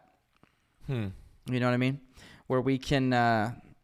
I like the idea of taking down something old and stinky, but then making stinky cool, like McMiniman's did. Yeah, McMiniman's did do a good job with that. You know what I mean? But they're kind of known in the area as like the worst company to work for. Yeah. Oh, yeah. Nobody has anything good to say about McMiniman's, really. Mediocre service. Mediocre food. Yeah. Yeah. Mediocre beer. Everything about it is mediocre. Cool but it's soaking pools. Cool soaking pools. But beyond that, it is. It's just like. It's like a weird, kind of like a trendy. Yeah, I get down on some Cajun tots though. The Cajun tots are pretty good. I've had too many, I think. I don't think I ever need them again. No. Yeah, I think I got sick a couple times. Like, I think just I drank too much, and then I had the Cajun tots, and then I'm like, I don't think I can go back. You know what I mean? Yeah, bummer. Yeah. You had like the tequila incident with Cajun tots. Yeah, something like that. Sorry, too much of the McMiniman's beer, but I do love staying over at like Edgefield. Their hotels are cool, but Do you golf? Do you swing the club at all? Dude, I would. I like to like pretend I can golf. Like, I like to go to the driving range and like hit balls poorly and go to Topgolf and spend too much money to do driving range stuff. But like I don't do it enough. If you go, I'd take me with you. I'd like to go sometime. Right. Yeah, Edgefield has that fun little chip and putt thing. Yeah. Oh, okay. Yeah. Oh yeah, she does that actually. How is your mom? She's good.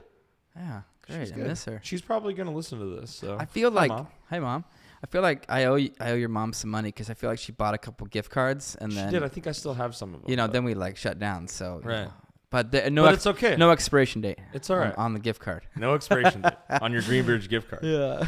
It's all right. I feel like I feel better using a gift card at like Red Robin. Yeah. You know what I mean? Yeah. But like when it's like my friend's business, I'm like, I'd rather just pay for a bag of coffee full price or whatever. Totally. Like, and you could just that's just a donation. Yeah, exactly. You know what I mean? Like it was a thoughtful gift. Because you show up and you're like, hi, I have a gift. I'd like 3 bags of coffee. I have a gift card. And you're like, fuck, I'm not making any money. I mean, I already made this money, but it's like, It's all part of it, man. I know. You do you, whatever that is. Right. So what's next for you, man? I mean, you're just coasting right now? What are some goals that you have for Greenbridge? Yeah, you know for sure. Well, another interesting pivot that we haven't talked about yet is I needed to procure these like 5-gallon and 10-gallon coffee Cambros. So I reached out, I don't know, Craigslist or whatever, and I found them. And it was a woman who had shut down her coffee catering company. And so coffee catering. Yeah. So I've never heard of that. I know you never heard of that. It's interesting, huh? People need coffee even in the mornings at corporate events. Right. She was shutting down partly for COVID, but partly just change of life, what's next for her. And so partway through our relationship, I reached back out and was talking with her about, well, if ever your customer reaches out to you, like you coordinate, on the communication side of it, and I'll just be your coffee mule. Yeah, like, feed me the business, basically. Yeah. And so does she make a little? You cut her off, break her off a little something. So I gave her my cost essentially. Like this is what it costs for me to do that, and then I hope she marks it up. I believe she does. And so it ends up being a win-win, and this was something she operated for 20 plus years. So she's got a clientele. Mm-hmm. And a lot of these clients are really good friends of hers as well. So it's just like she gets to continue to offer that service, gets to make a little money still. And this is kind of like the way I'm thinking of it with the Cambros. It's like when you're going to go do a marathon run or something, or you go to a company picnic or something, and they have like tents set up and they have the coffee things, right? Yes, or something like that, right? Yeah, and so somebody's got to make all that coffee and keep it coming. Yep. Yeah, it's just big Tupperware bins. And so at any event, you think like Bon Appetit is one of her clients. So I'm like, oh, wow. I'm like schlepping 70 gallons of coffee up to University of Portland or something like that. Holy cow. But it's great because I can just go into the coffee shop, brew all the coffee I need. I have the containers, and then I just show up on site, drop it, pick it up 4 hours later. Have you thought about doing like this, like Saturday market stuff, like PSU Saturday, like setting up a little booth out there? Or like, is that territory that's already controlled by some coffee guy? Oh, most of those markets have a coffee person, and if If they don't, you're in. But if they do, they try to like not bring in a second. Right.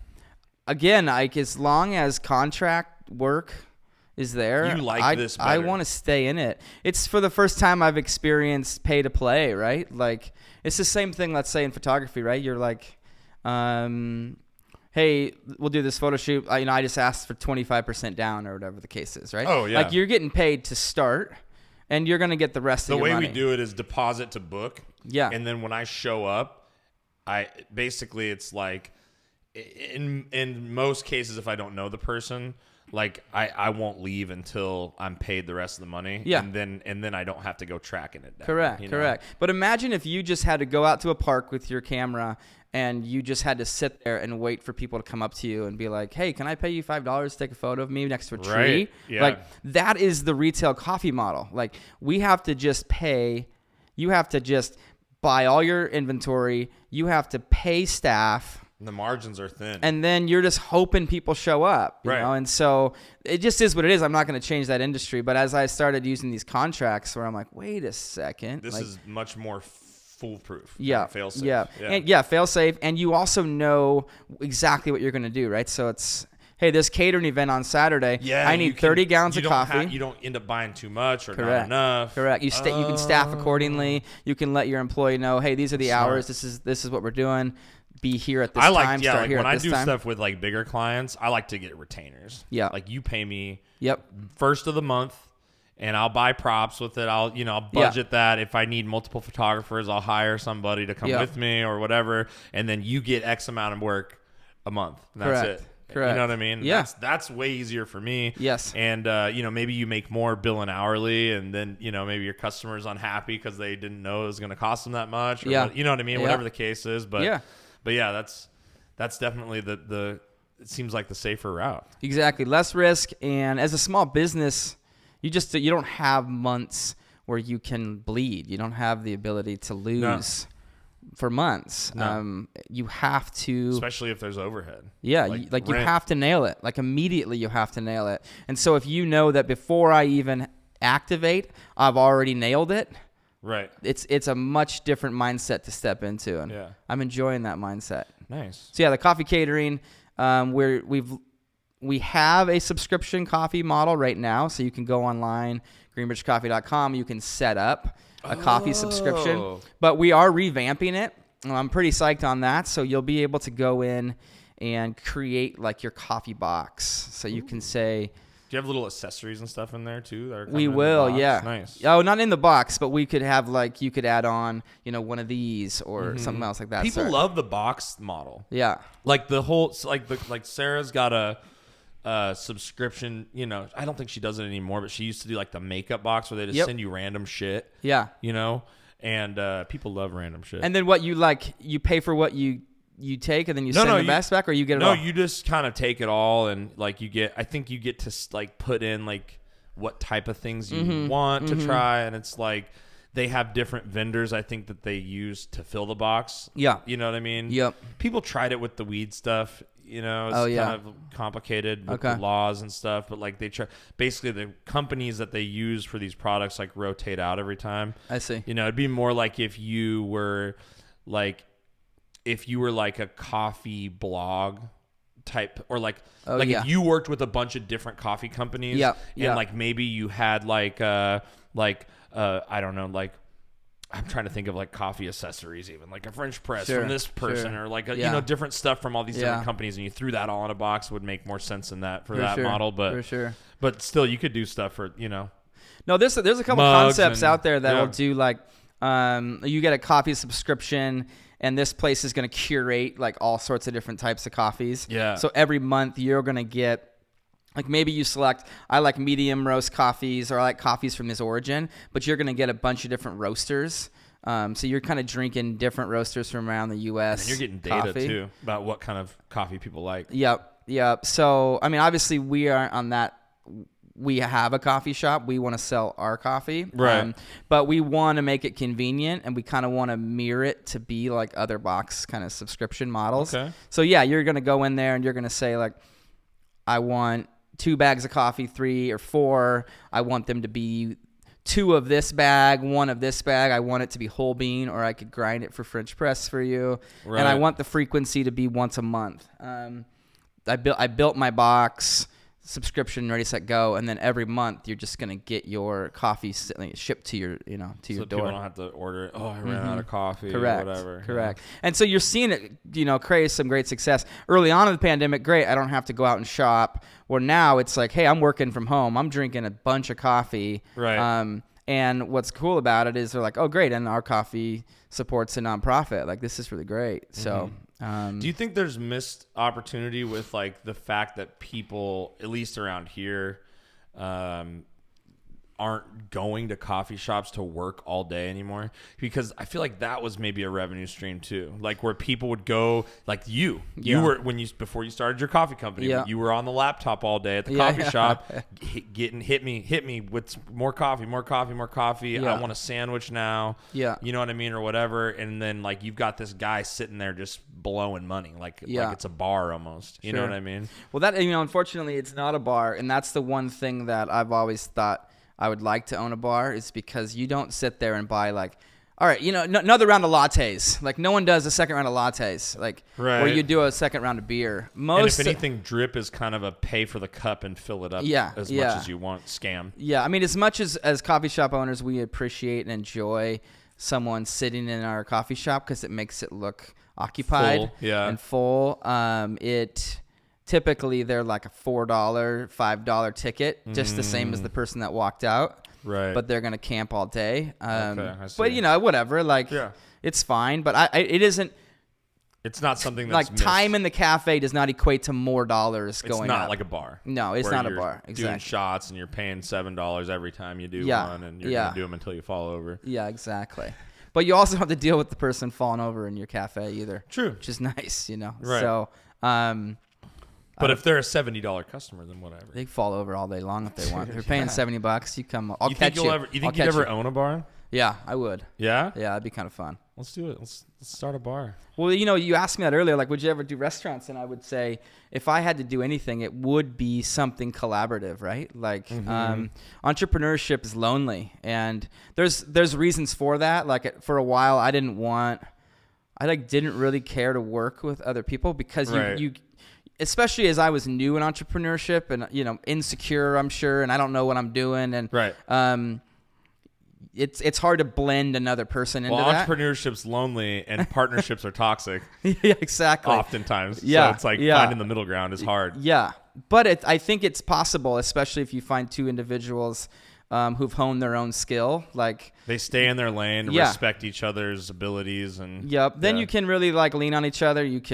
There is a collaborative effort there. That was how like me and Garrett were in the weed thing. Like when it came to the growing and the supplies needed and everything, and how we were gonna do stuff and what we were gonna grow, that was like all him, and then I was just sales, marketing, branding, and it was like hype. Yeah, and it was just Yes. Completely separate lanes. Yeah. And I never tried to go in there and learn the recipe. And, you know what I mean? Figure out how to do it myself and I never really questioned him, you know, when he was sure about something. It's like, that's hard to do. Yeah. Oh yeah. It's hard to, I think too, as like maybe a business guy or like a new business owner, you kind of get all excited, like I'm doing this. Yeah. And then you kind of start thinking like, you know, stuff. Right.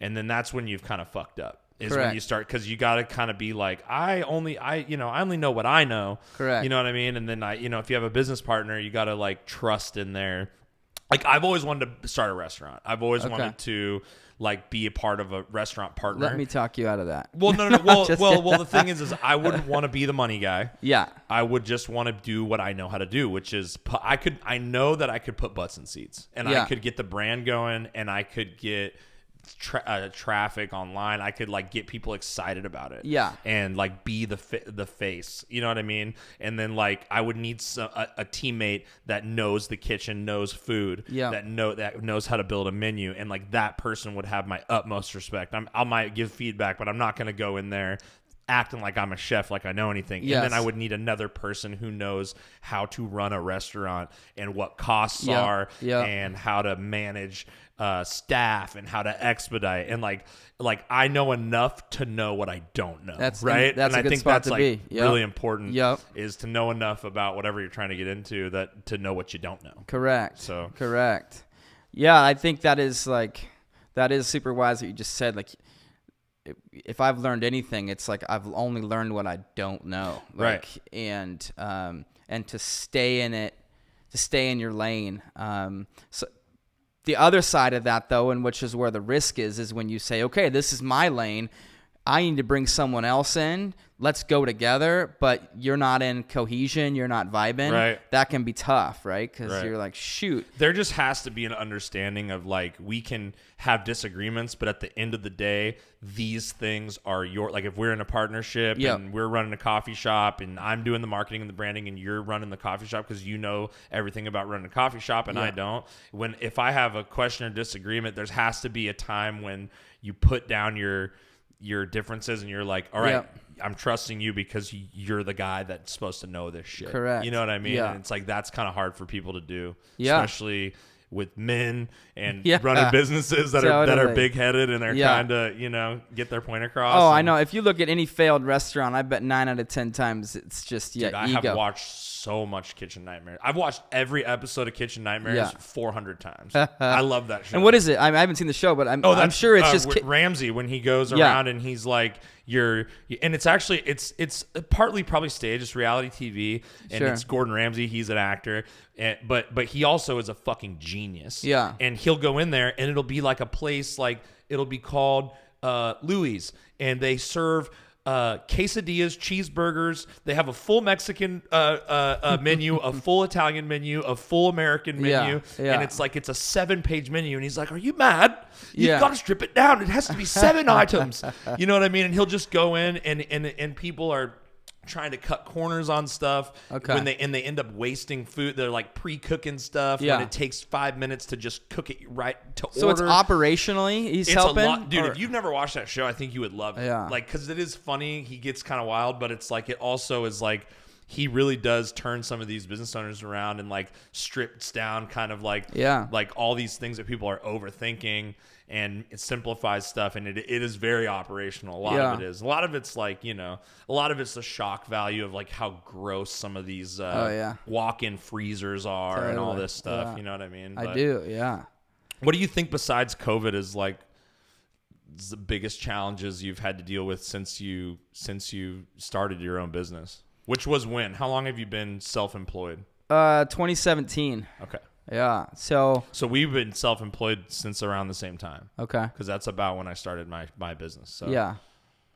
I think you have to wear a ton of hats, and so typically you jump in to whatever widget you're on because you're passionate about one or maybe two of those hats. What was that for you? Like marketing? The operations. Oh, operations. Yeah. You know me. I was horrible at marketing.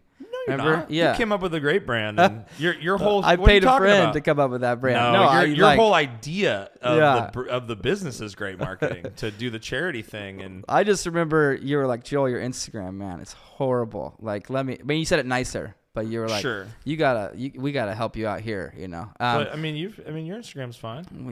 You should see the last thing I posted. It's been a bit. Yeah. But you don't have a coffee shop. I know. I'm like, here's another photo of me delivering my coffee to a homeless shelter. Here's another photo of me delivering coffee to another shelter. Look at me. I'm like, I can't do that. I can't do it. You're the face and the name. No, I'm not doing it. So yeah, I mean, I think like operations, I understood really well, which is why I think we did have success. Is so many places will fail because they don't understand the costs. They don't understand how to operate efficiently. They don't understand, like, sure, you want that plate or you want that item of food, but like your cost of goods, it won't make sense. Like, sure, that's great. You're making really great food, but you're not making any profit on that food.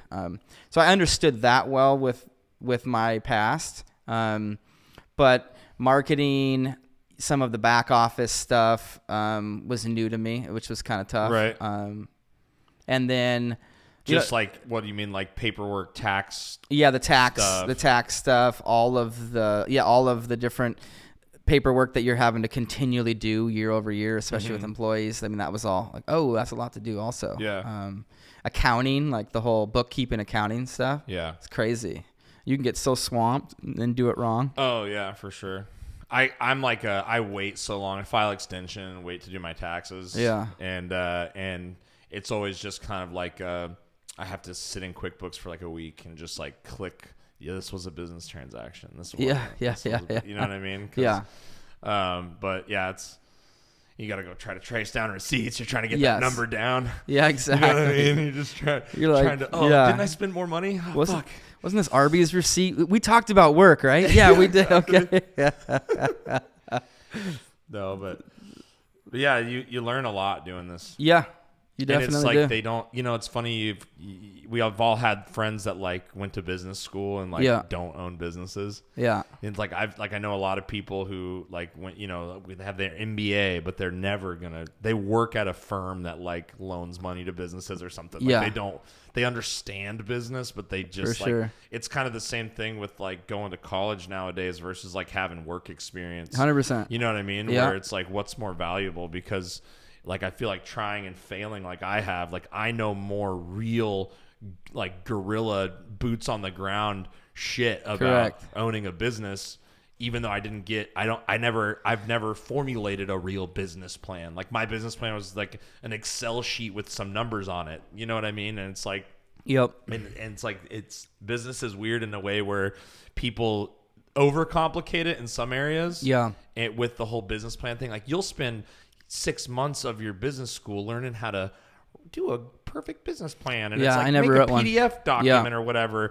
and it's like nobody who's going to give you $100K for business gives a single shit about how pretty your business. Give them the numbers on an Excel sheet and your projections, you know what I mean? And that's it. That's it. Fixed and variable expenses. Yep. And that's it. And it's like, that's all shit that I just learned off the cuff, you know what I mean? And from doing and failing, so fail fast. Hey, at least you haven't failed yet. I'm winning there. Yeah. I failed once. I think, or twice. I can't remember. Ask my wife. I think she'd say I failed a few times. Hey, she's still with you. So. Yeah, that's a good point.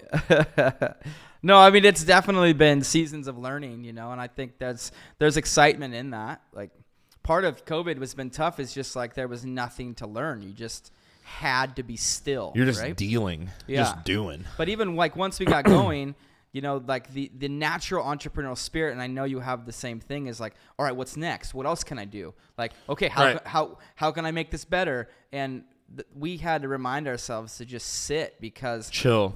The world wasn't ready for innovative ideas. The world wasn't ready for anything. Everyone was just sitting around. So. And it wasn't like our contract gig was bad. It was great. So we were just like, okay, let's just sit in this. And then at times you'd be like, all right, well, you get anxious because you're like, am I stagnant? I don't want to be stagnant, which again is a natural kind of feeling to have.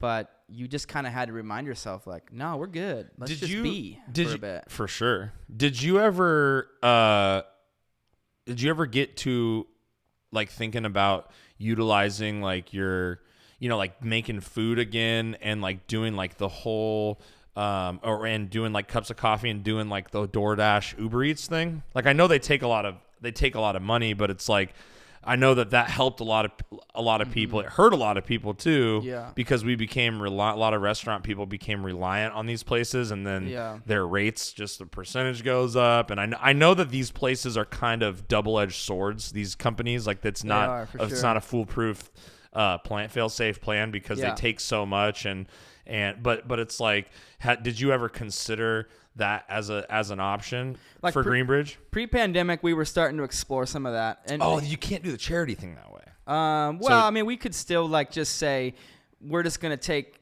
the 10% of that and divide it 50-50 among the two nonprofits. Okay. So there's ways to splice it that way. Look at you, a guy with solutions. Yeah, but I've never been a big fan of the delivery system. I think it's great for certain certain restaurants. Food carts, I think it's really great for. But you think it hurts in some ways? Yeah, I mean, it's a tough juggle for sure. And how so? Just having to deal with you've got like 6 people that just walked in and it's supposed to be a slow time and you're by yourself. Right. And then all your apps are like bling, bling, bling. And you're having to be like, oh, shoot, 10 minutes. Okay. And then that person walks in and you're like, oh, now I'm late. It screws your operations up. Yeah. It's as an operations flow. guy, you're like, red flags. Totally. So, but if you can figure that out, or if your flow already supports that kind of style of ordering, which I think some places have pivoted, and I would suggest they never go back to the old way. I think you just stay that way, right? Like, right. I mean, that would be really cool if all I did, and I had this idea for a while, was like, what if every person had to place an order online through a mobile app of some sort, and I was in a little drive-through box, and I just made drinks, and like you just drove up, it was already paid for. And you kind of tried to do that when you had the cart. Yeah. You had it. Yeah. It was like text an order and pay ahead. And it was killer. I mean, I had like 3 customers that did it. And every time they did it, I was like, I'm living the dream. Yeah, exactly. I'm living the dream. Why can't everybody do this? Yeah. And it was like, that was awesome. But if you think about that, that'd be cool. But the hybrid version doesn't work work so much. And then the person also sitting behind you at the window is like, well, I pre-ordered. Why am I waiting in line, So. And then also, if something goes wrong, which happens a lot, I feel like with the delivery people, you know what I mean? Like, there's too many variables that could happen by the time your product reaches the consumer. Mm-hmm. And then you, as the brand, eat the shit. Totally. Because they go, fuck Greenbridge. My coffee tasted like shit. It was cold. Yeah. And it got here an hour late. Fuck Greenbridge. Correct. They don't go fuck DoorDash. Yeah. You know what I mean? Yeah. They're you take 100% of the shit for this person that, you know what I mean? It's like you're basically putting your brand in somebody else's hands. Yeah. Which I know there's a couple places that I'm like, this place fell off.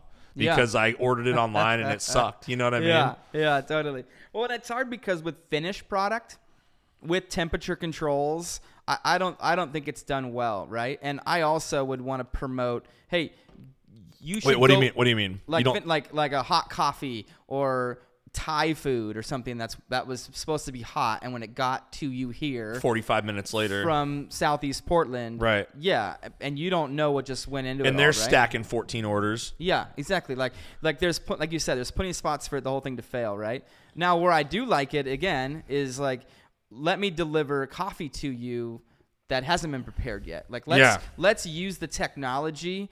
Like, I get my groceries delivered every once in a while. I'm like, why don't I do this all the time? I'm like, this is killer, right? Like, but that's not stuff that needs to be. It's not hot or it's not iced or something like that, right? Right. And I have a few restaurant friends who, as much as they love the idea of online and it gives them like 20% of their income comes from that. Mm-hmm.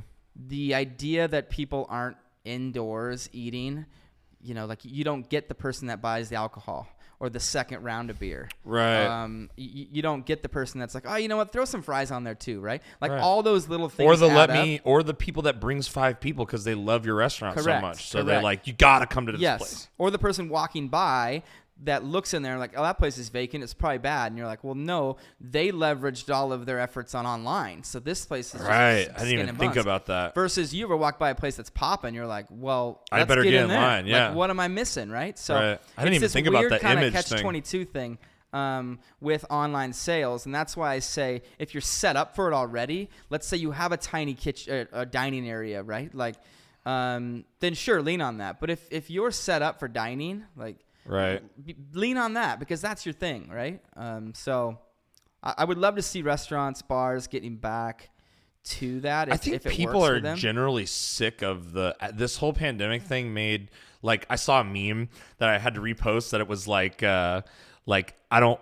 Like, I'm not, if like I'm with the boomers on this one. I'm not scanning your QR code. Give me a menu. Yeah, you know what I mean? Like, totally. And I mean, and I know that sounds like kind of cringy, and it sounds kind of like, it sounds like boomery or whatever. Like oh, grandpa, just get your phone out and scan it. Yeah. But it's like, there's something like magical still about like going, sitting down, looking at the menu. Like this is a tradition, and they fucked it up for 2 years. Yeah. And we want to go back to it. And it's kind of the same thing. Like, people are sick of these delivery apps. People are sick of getting their Thai food from, this cold, I'm sick. I was sick of, going to a place and having to sit out in the rain and be served like 4-star food that costs, $100 on paper plates and in box. They're bringing it out. Even when I'm dining here, they're bringing it out in a paper box and I've got to like rip the sides off and eat it with a plastic fork. And, and I'm like, I kept saying to myself, like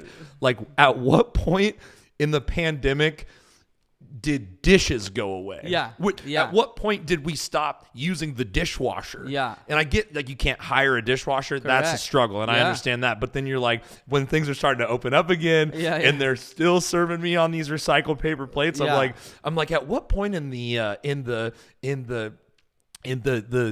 scheme of getting back to normal do we get dishes back? Because I'm excited for real dishes. You know what I mean? But I know, and it is again. It's like, which one comes first, right? Like, and that's a constant conversation I feel like the industry's having. Is like, do restaurants have to reopen full force and hey, we're back 100%? I think they do. And then customers will come in? Yes. Or do customers have to say like, hey, I'm going to patronize you for 2 months to prove to you that you're ready, then bring it back? Like, is there this hybrid version? Because I think we're sick. I think everyone's tired of living in this like, all right, is this Tuesday going to bring good sales or not? And a customer's like, Portland are you open? And the restaurant's like, are you going to show up? Then I will be open. Are you guys going to shut down in 2 weeks? Yeah. You know what I mean? And I think it's funny because like I've traveled.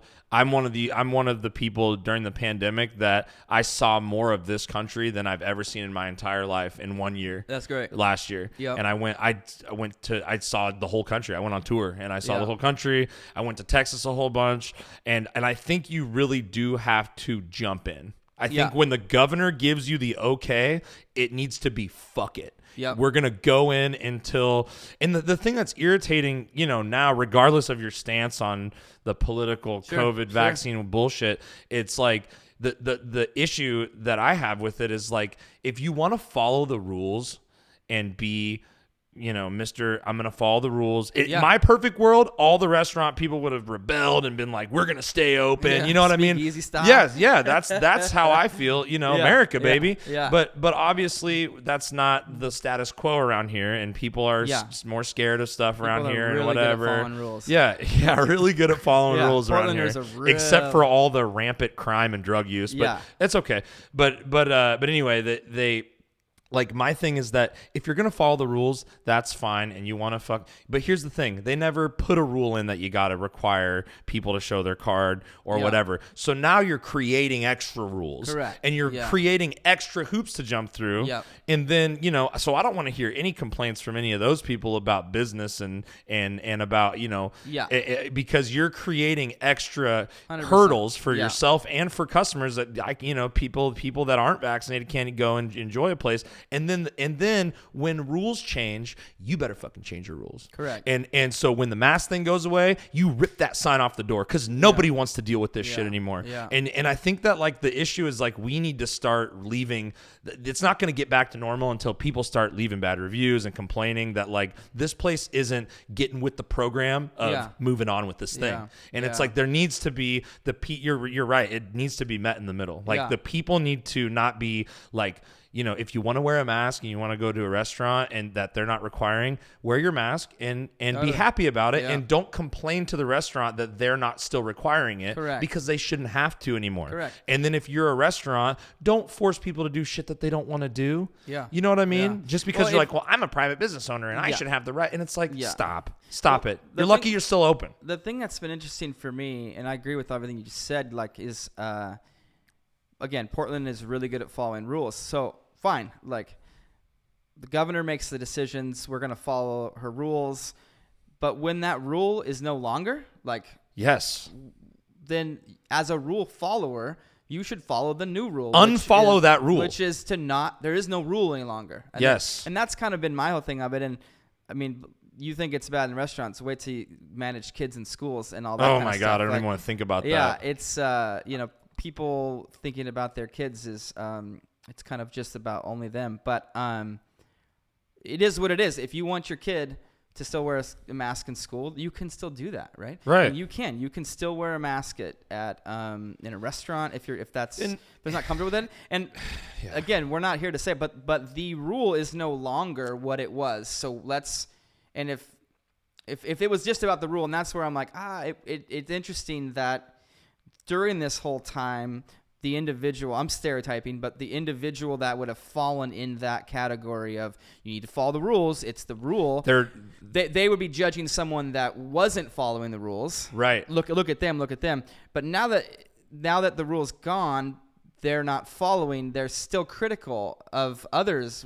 They're making their own rules all of a sudden. Yeah. And so is it as much about the rule, or is it about your comfort level? It's kind of like those yes, exactly. It's you. You do you, and but the other people get to do what's an unrule, but like right. It's not a requirement. It's so any longer. convoluted. Yeah, it breaks your brain to think about. Man, there has been a silver lining that we were not open at any time and still aren't through this whole pandemic, because just managing all of that, like as much as I always want to be a manager and owner for my employees. Right. But you're going to have the spectrum of employees' comfort levels. You're going to have a spectrum of customer comfort levels. And I mean, here's the thing, no one wins. Right. And a lot of people just don't want to come to work. So they'll be like, I don't feel safe here. Yeah. You know what I mean? Like Sarah's had to deal with a lot of people that when she was managing another place and she had to hire people, they'd be like, well, my anxiety is really high because of the COVID thing. And I really just want an employment, you know what I mean? Or whatever. Yeah. But my mom said I had to get a job, you know what I mean? And so it's like you're dealing with a lot of different variables here, where there's people that are actually scared of stuff. And then there's people that are pretending that that it's affecting them because they know that they kind of have a ticket there. Yeah. You know what I mean? Yeah. It's very strange. Yeah. And with the whole kids in school thing, like, it's very, I don't know anything about that. And it sounds like all I know is what I've read. And it's funny because you'll see like a lot of the follow the science crowd, right? Yeah. And then when the science changes, they don't continue to follow. That's kind of what you're saying. That's exactly what I was getting at. Right. And so you get into this, well, what about following the psychology of the fact that children need to see people's faces? Correct. You know what I mean? And children need to and I've even noticed, not even children, like, my attitude is different because I'm seeing more smiles and more faces. Yeah. And I don't think as badly as I did maybe a couple months ago about everyone that lives here. Totally, now that I can see their face and they're smiling. You know what I mean? Like, I love Safeway now. This is awesome. Yeah, you know? Exactly. I'm like, these people are great. Yeah. The person I just passed was nice. Let's go. Yeah, so. But yeah, we can digress on that whole thing, but it's like I'm hoping that people really grab the freedom by the horns out here a little bit. You know what I mean? And and I know people love America, freedom. They like to make fun of that kind of attitude. Yeah. But we kind of need to get back to business here. You know what I mean? Well, and you can, and I think we have, like, Portland's, in my opinion, has done well to follow, but then it kind of went one little more and had like a little bit of fear at the end of it all. Well, mixed in with the dash of virtue. Yeah. A dash of virtue signaling. A dash of, look how good and nice I am. Yeah. And that's a big problem that Oregonians have as a whole, to be honest. And so then but we're at a spot now where we've got to eliminate, like we know how to still operate in a healthy, still COVID, post-COVID, wherever you want to land, like statistics show that we can operate in coffee shops and cafes and restaurants. Like, you can go out to eat, you can patronize and be there, and you can, go spend multiple hours and spend your money on site places, right? Right. You shouldn't be afraid to do that any longer. And I understand why the fear was there initially. Totally. None of us knew what was going on. Correct. But to still live in that fear, I feel for you, that individual. Like, I want the best for that person, and I also kind of want to invite them out of that fear because it'll be better for them. And the businesses that you were trying to save, and like you kind of hit the virtuous kind of actions, need you now more than ever. Like, they need you to show up. We need you to be normal. Yeah, now, and buy stuff. And whatever your comfort level is now, work on that, because we need you. And it's like the industry needs you. Yes, absolutely. And how many times do you have to come out of the house and look up before you realize that the sky isn't going to fall? Correct. You know what I mean? And that everything is okay for the most part, and you can go out. You know what I mean? Yeah. And like, how many months is it? How many thousands of people have to go before How many shots? Yeah. You know what I mean? How many vaccines or whatever? Yeah. How many trips to the doctor? How many masks are you gonna wear? What's it gonna take to make you feel, like you can go back into the restaurant? You know what I mean? And answer that question for yourself, because once you do, and again, I'm not here to say like, whoa, that's your idea is crazy, but answer it for yourself, because it will be better for you. Like, imagine your life pre-pandemic. Like, I hope everyone is aspiring to get back to that, their life back to that, and whatever level of added comforts, like wear a dang mask everywhere you go. That's fine. Like, but get back out there. You're gonna love it. Go play in the park again. Go to a restaurant. Like, your community needs it. You need it more than you think you do. Exactly. And you spent all this time being a good person about it, like, and now you can take the mask off and go to the restaurant, and nobody's going to look at you sideways. And I think that's another thing that people around here are very concerned about, and I don't know why. Just like the perception of being unmasked, being unmasked, exactly, the unmasked shaming, being unmasked and being shamed about it. It's like, I feel like that's something that people are still, some of those folks that are still wearing them are very concerned with. And then they go out and they're kind of like, like, you see this happen a lot. You see this like this, and they go, okay. Yeah. You know what I mean? Like, okay. And they slip it off. Totally. You know what I mean? Totally. And it's like, sometimes that's all it takes is like a little bit of the power of peer pressure a little bit, which 100%. Is like, hey, we're all out here vibing. Yeah. You know what I mean? And, but again, like you said, if somebody wants to, I've always thought the whole time it should have been, that it's like, do what you want, right? Yeah. You know what I mean? And so like, do what makes you feel comfortable. You know what I mean? And so, but then it became about do what makes other people feel comfortable. And that's a hard thing to live up to. That's a hard thing to strive for, to try to make every little person comfortable. Yeah. You know what I mean? Yep. And so I really hope that I hope that this summer hits. Again, I'm trying to kind of experience more and try to live in a different place and see different things. Yeah. So I might not be here for the resurgence, but I do. It is home, and I remember what it was like. Yep. And I do hope that people can get back to it, and what I hope the most good things for are people like you that run businesses here that really do care about the community, and you started a business for one reason, which was to serve the community and help people and provide a service. And they made your life really hard. They made it really hard for you to do that. You know what I mean? Yep. Whether it was the government or the community, kind of made it hard to serve. They made themselves hard to serve. Yeah. You know what I mean? Here, specifically. And so I do hope it can get back to a point where it's as pre-pandemic as people got so sold this like new normal. Yeah. New normal. And it's no, I want the old normal, please. Yeah. I'll take an old normal. Yeah. Can this just have been like a little side thing? Now let's get back to it. Let's get back to the totally old normal. Yeah. You know what I mean? And that's with, I'm in the concert game. Oh God. And going to, so I went to Texas for the first time ever in March of 2021. Yeah, March of 2021. Yep. That was and it was like a week after they lifted the mandate. Yeah. And I saw crowds and crowds and crowds, and everybody was just living normal, like it was like the Renaissance, or like people were going crazy. Yeah. And I was there for St. Patrick's Day and that in Austin, and it was wild, and like it was so much fun. And I came back kind of pissed because I was like, hey, if these people are listening to hip hop and EDM DJs at these bars, and it's shoulder to shoulder, and I came back and tested negative, and nobody was sick, right? Yeah. We deserve to have some metal shows. We deserve to have our slice of the metal slice of the pie. Yep. So I was like, so then in May we flew out and played a metal show, because it was still, you would get crucified for playing a show here at that time.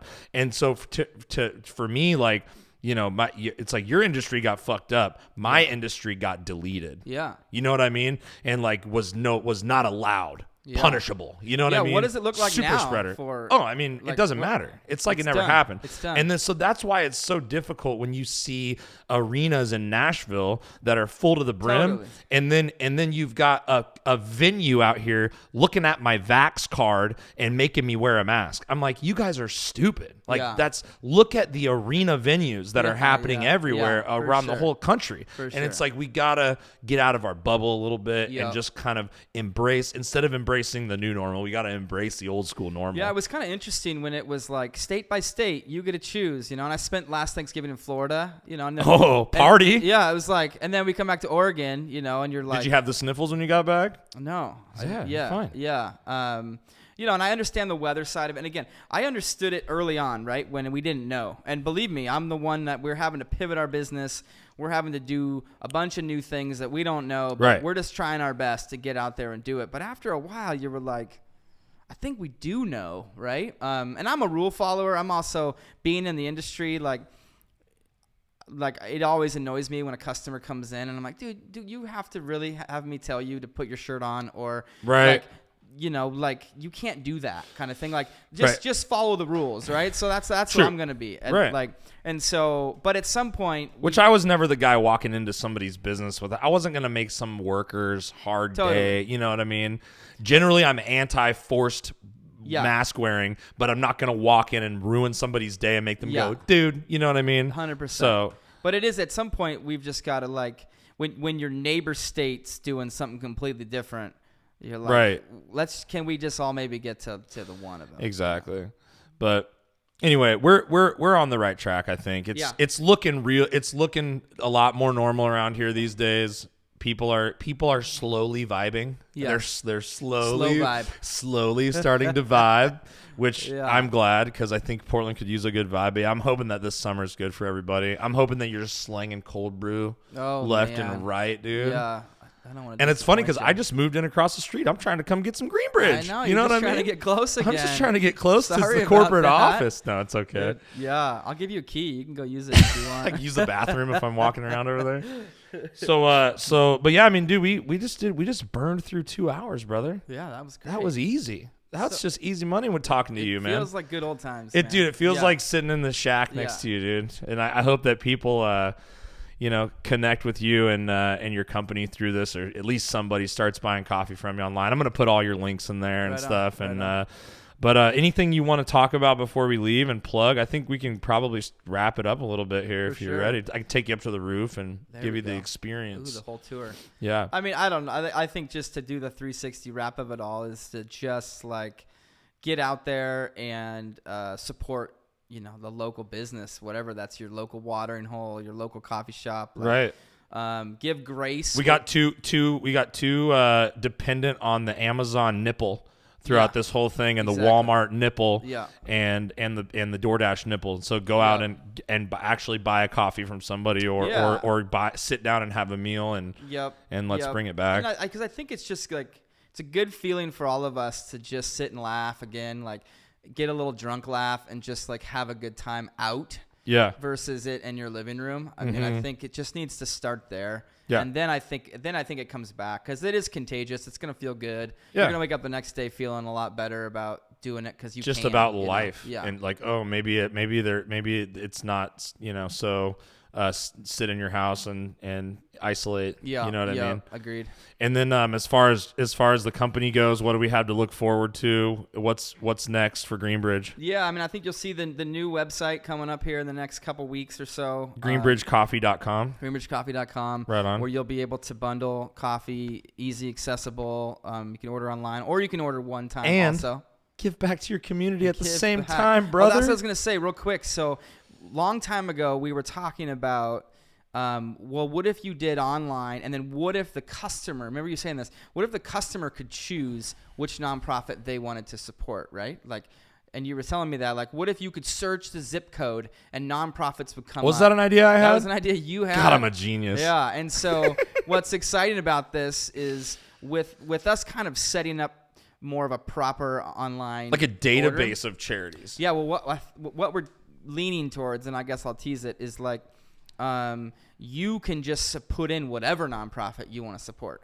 online. So you're going to say, you know what? I got a special nonprofit back in my hometown of Montana. Like, I want you to support that nonprofit with my coffee. Oh my God. So any place, right? Because here I was thinking like, well, that's great that we get to set that connection up, but what if this customer has a specific nonprofit they really like to support? They should be able to support that. They should be able to support that nonprofit from anywhere because it's online. Yep. Because they're not walking in and. Yeah. So that's kind of. That's what's next for you. That's what's coming up. Right on. Look forward to that. Well, dude, thank you so much for coming through. Yeah, you're literally one of my you. favorite people of all time. And so awesome. I knew when I started this and I was trying to rack my brain on who to have on that we had to have our old corporate office talks from the shack. I was so stoked when you texted me. I was like, yes. Yeah. Great. Hell yeah, man. Well, thank you so much. And thanks for coming through, guys. Support Greenbridge Coffee. Support Joel. He really is that guy. He is a really sweet dude and has a great business and cares about the community. So love this man and love y'all. Have a good one. Thanks, y'all.